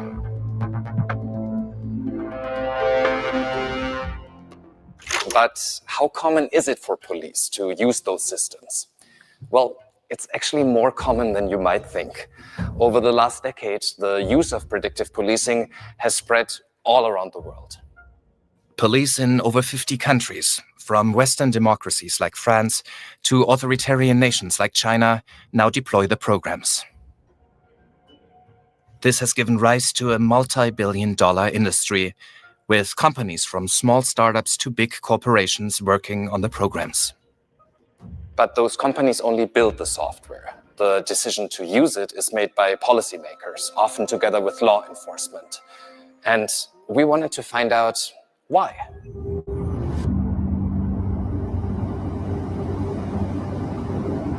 Because a jail, in particular a prison, is nothing but a abandoned warehouse without occupants. And the people who are working there are under contracts and they can't make any money if there's no prisoners. Now, there's private prisons who are threatening to sue state and federal governments because crime is down. There's no occupants in the prisons now. Crime is down. There's no, when people are coming out, there's nobody returning or nobody's taking these people place.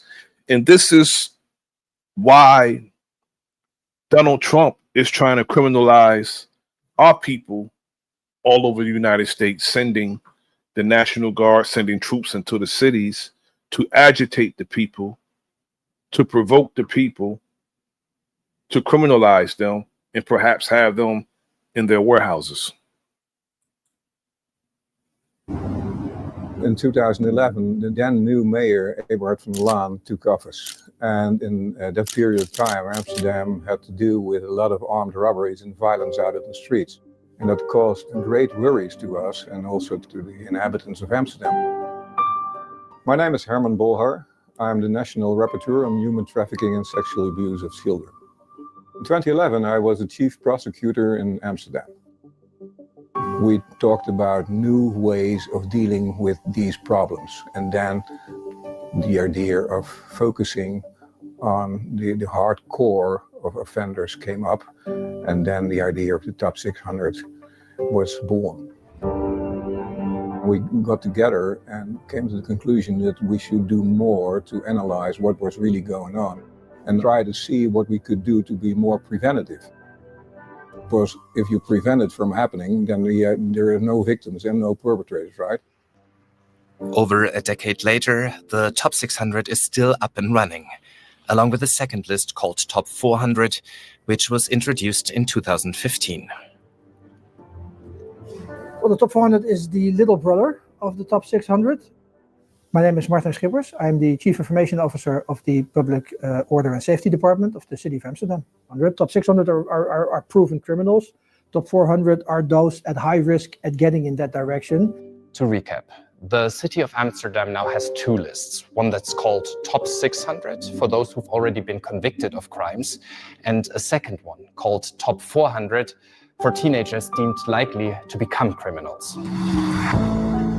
For example, in the Top 600, you would have to be arrested for high impact crimes a couple of times in the last couple of years. If the software finds that a person has also been convicted more than once, it recommends putting them on the Top 600. For the Top 400, the software is looking at more than just the criminal records of teenagers, checking also if they have a history of domestic abuse, if they have serious problems at school, or if they've ever been on the radar of youth care. These are all criteria, so say from 1 to 10, and you have to fit, say, at least 7. And then you will be put on the Top 400 or Top 600 list.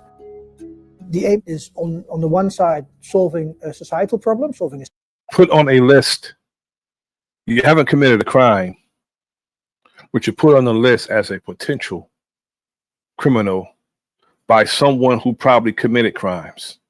And especially being in Amsterdam, places,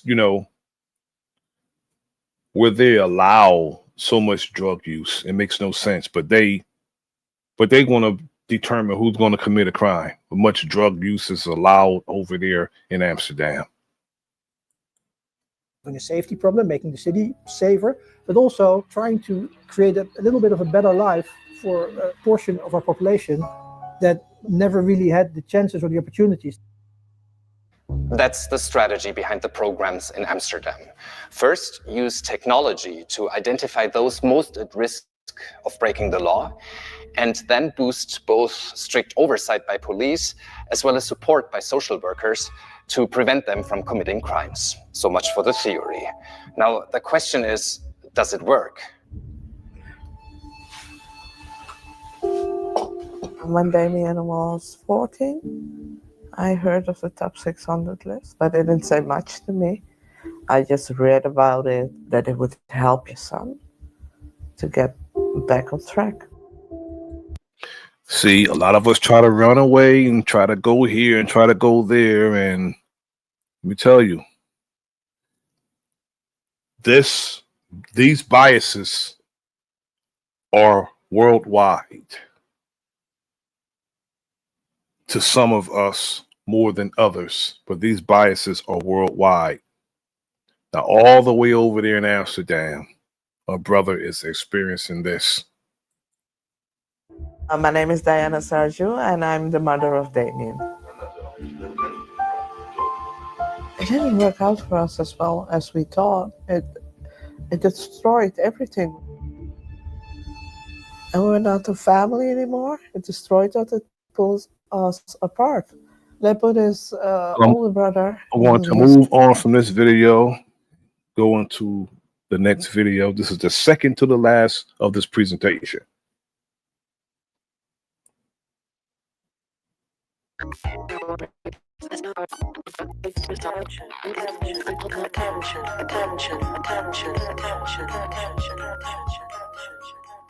They're calling it the evolution of law enforcement, predictive policing.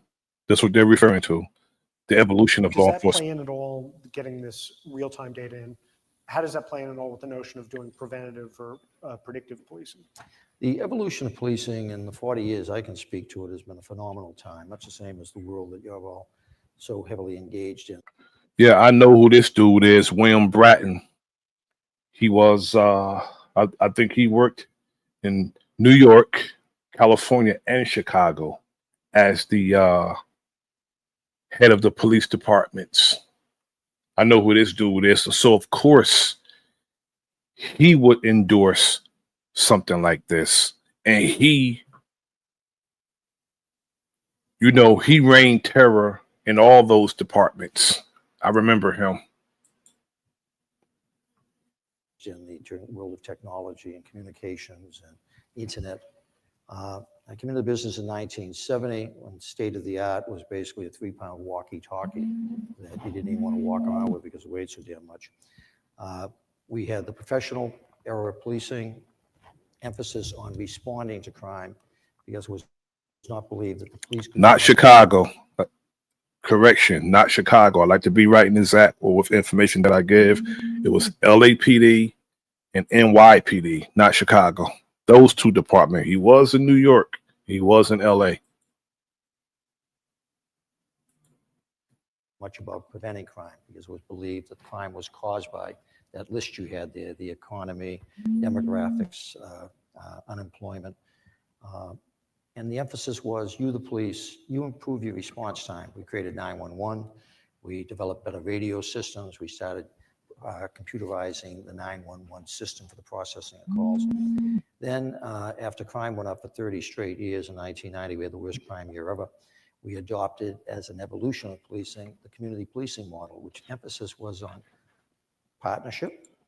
Crime was elevated. It didn't automatically go up. It was elevated. Because if you look at crime, crime was based on drugs being, flooded into our communities. And we don't own ships and we don't own airplanes. So if drugs were flooded in our community, the government brought the drugs in. So crimes was elevated. It didn't automatically go up. Problem solving, but most importantly, prevention. That we measured our success on the prevention of crime. But I can't let those who serve to our detriment off the hook. Some of us bit when drugs was flooded into our community. Some of us bit it hook, line, and sinker. And we served to our detriment, sold our people the poison. That was given to us to sell our people. And then post 9/11, we moved into the next era, which was the information intelligence era. Very similar to what we were doing in the 90s with CompStat. We gathered a lot of information and made intelligence out of it. What were the failings leading up to 9/11? Federal government had a lot of information and a lot of different databases and a lot of different organizations, but they were not sharing it. So the intelligence they were creating was not useful because they weren't connecting the dots. So post 9/11, both the federal government and increasingly local policing are into now the intelligence era of policing, which is an expansion on the CompStat model. The other era that is developing now is predictive policing. Prior to leaving the LAPD on a model that was created here in New York, which we emulated in LA, which the federal government is now funding research into, the idea of taking real-time crime information A police officer out in his car puts it into his computer as he gets it from the victim. And it instantly is into headquarters. Detectives at headquarters starting to analyze it before detectives even respond to the scene, starting to collate information, all the different databases. The ability over time, and I would predict in the next 5 to 10 years, that predictive policing, that we'll be in a position with the information that creates the intelligence that will be available to us, that we will be like a doctor, working with increasing diagnostic skills of the various machines they get to work with, the tests they get to do, that is the next era. And isn't in fact, that's the era that we want our national intelligence services to be very much engaged in, so they can prevent the next terrorist attack instead of responding to it after the fact.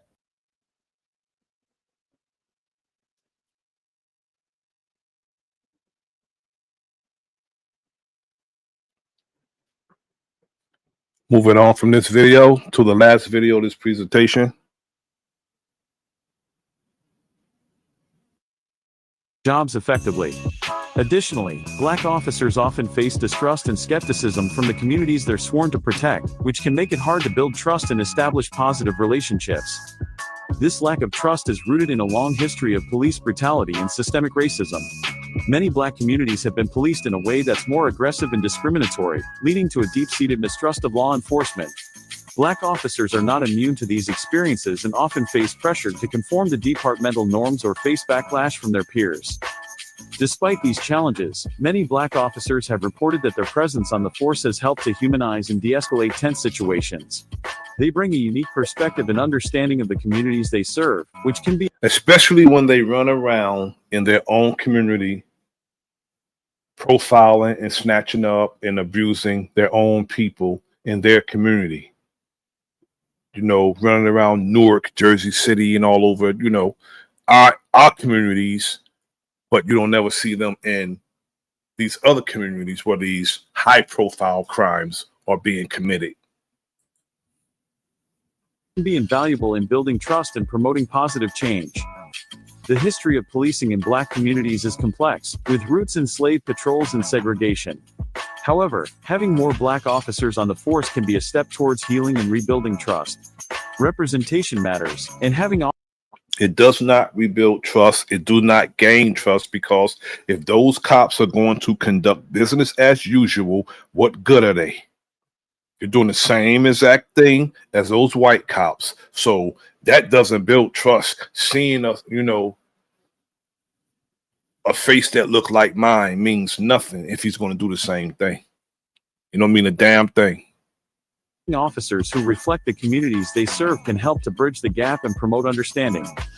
One powerful testimony that underscores the importance of having Black officers is the story of a Black officer who spoke out about the importance of diversity and inclusion in law enforcement. As a matter of fact, that's a real, you know, strong trick bag, because you can actually see the Black cop as yourself, as a friendly, and he could be used to actually criminalize you or actually to set you up. Because some of us get excited when we see our own and we feel that we can trust that person, and that person is like the infiltrator. You can never send a white man into our organizations to infiltrate our organizations. They always have to send someone who look like us to infiltrate our organization. So they're doing it on that level until I see otherwise. This officer shared their experiences with racism and bias within the department, but also highlighted the positive impact that Black officers can have on the communities they serve. Having more Black officers on the force can also help to change the narrative around policing. It can help to shift the focus from enforcement and punishment to community engagement and problem solving. By sharing their stories and experiences, Black officers can help to humanize the police department and promote a more positive image.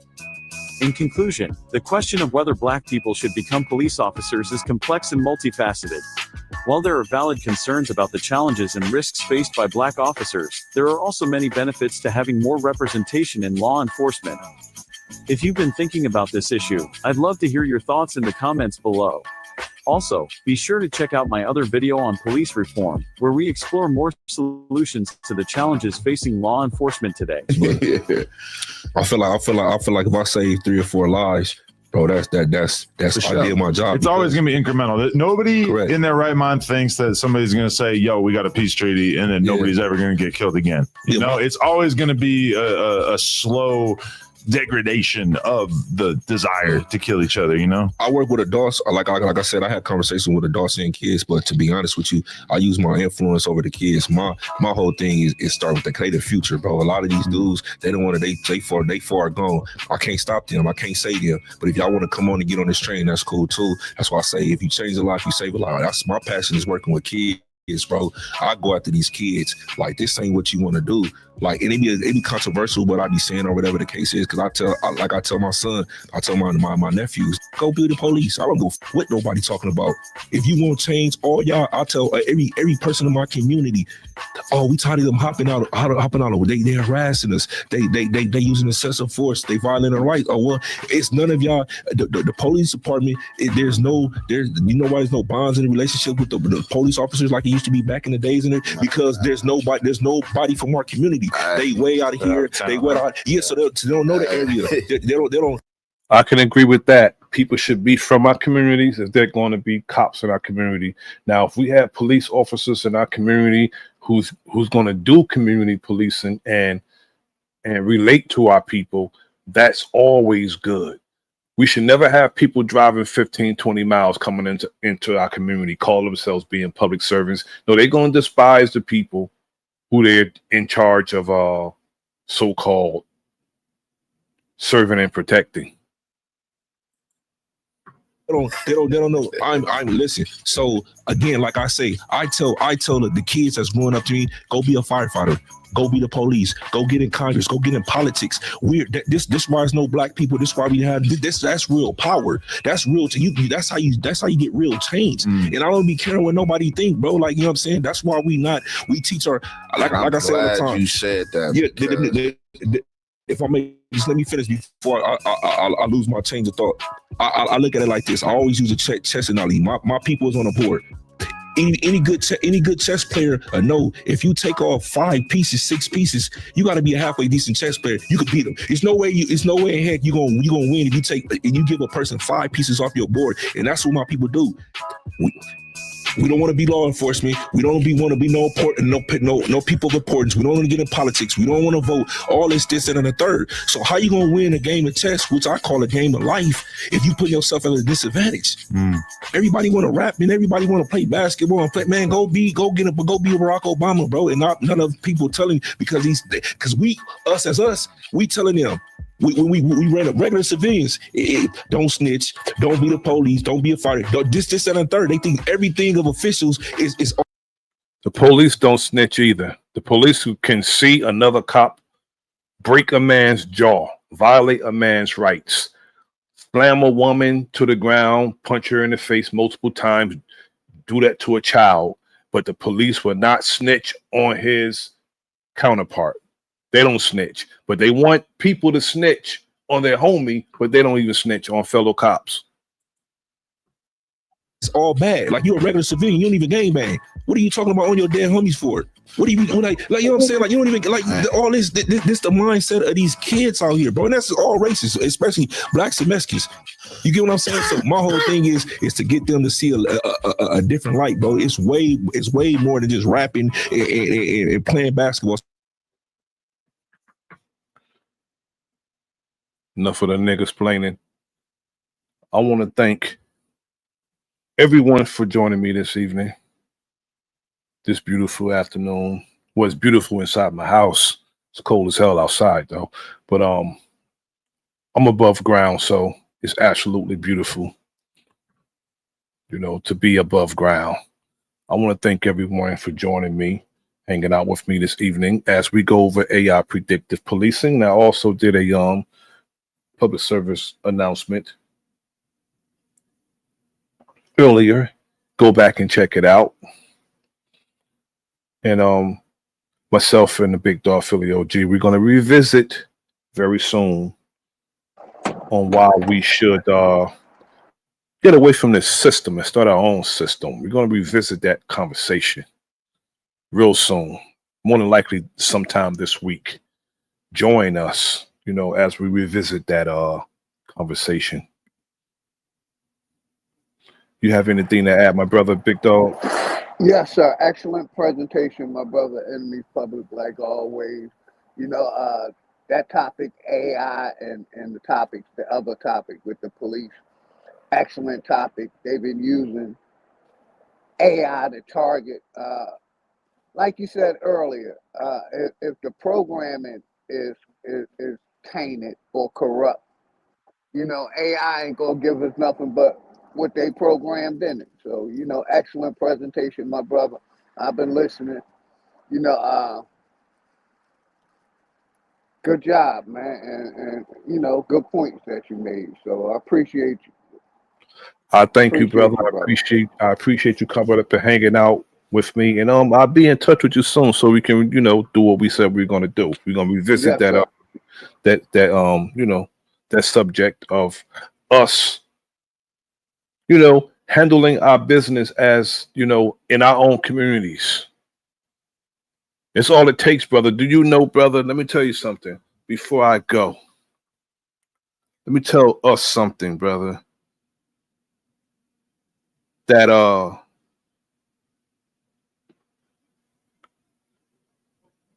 hold on, let me get to it real quick. Now, I was reading something, and this was what Dr. King said, brother, April 3rd, 1968. He said, always anchor our external direct action with the power of economic withdrawal. That's sort of like divorcing the system. Yes, sir. Big Then he fact. said, now we are poor people individually. We are poor when we compare us to white society in America. We are poor. Never stop and forget that collectively, that means all of us together, collectively, we are richer than all the nations of the world except for 9. Us in America, brother, the money that comes through our hands back then, it was probably about $30 million. Now, brother, it's $1.7 trillion, brother. $1.7 trillion come through our hands per year. Do you know how much power that is, brother? If we do things collectively, it's a lot of power. And if we withdraw from, we stay out of Target, Walmart, and these other places, brother, and we spend among each other, we will empower ourselves, and we will more than likely get more respect than we've been getting. More than likely. And, I say like this, brother. Black spending is not black wealth. We need to understand that. Black spending is not black wealth. I want to do a stream on that because some of us think because we spend a lot of money, that makes us wealthy. No, that makes whoever we're giving our money to wealthy.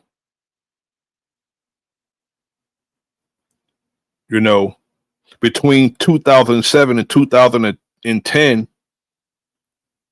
we lost over half of our wealth because of predatory lending, systemic racism, and mortgage fraud and other things. And people made money off us instead of us keeping our money to ourselves. We need to get away from that. I just wanted to throw that out before I end the stream. And I thank you, my brother, Big Dog Philly OG, for coming and hanging out with me, brother. I appreciate it. But before I go, I want to thank everyone who came up.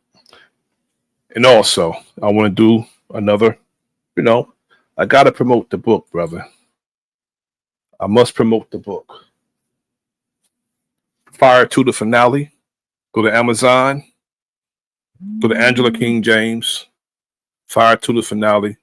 You can get it on paperback or Kindle. This is part 2 of the series Fire. Go and get your book. And this is Fire number 1. You will not know what's going on in Fire part 2, the finale, if you don't read Fire, the original book by Angela King James, my wife. She wrote both of these books. Very good reads. I read both of these books. I'm not telling you something that I don't know because I read both books. So if you're into good reading, a good read, it's not, it's a hood book. It got, provoking thoughts. It has action. And it's thought-provoking. If you're into good reading, get your copies of Fire and Fire 2, the finale, at Amazon on paperback or Kindle. Before I go, I want to thank my brother Vilified Nation, my brother Old Dude. One second.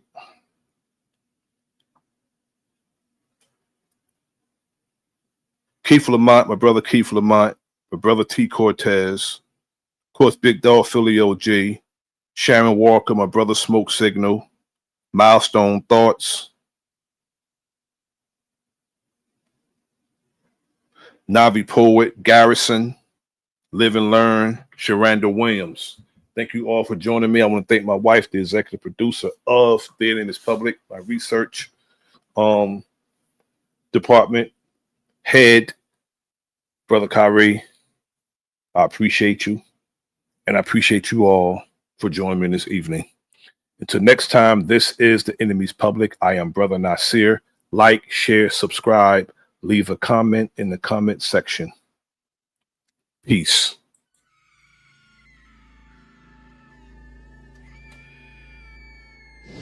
I don't know how I got here. I just know I'm never going back. Just when I thought things were already crazy, it gets worse. I'm back. Quan?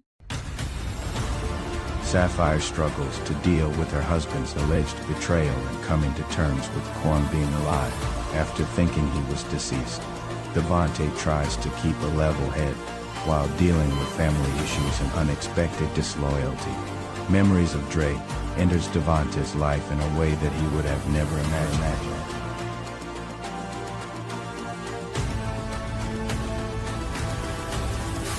Fire Part 2, the finale.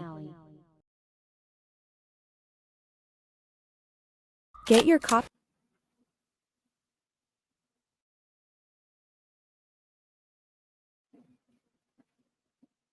Get your copy of Fire. It's definitely a must-read.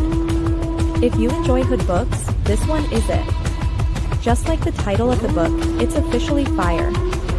Get it on Amazon, paperback or Kindle.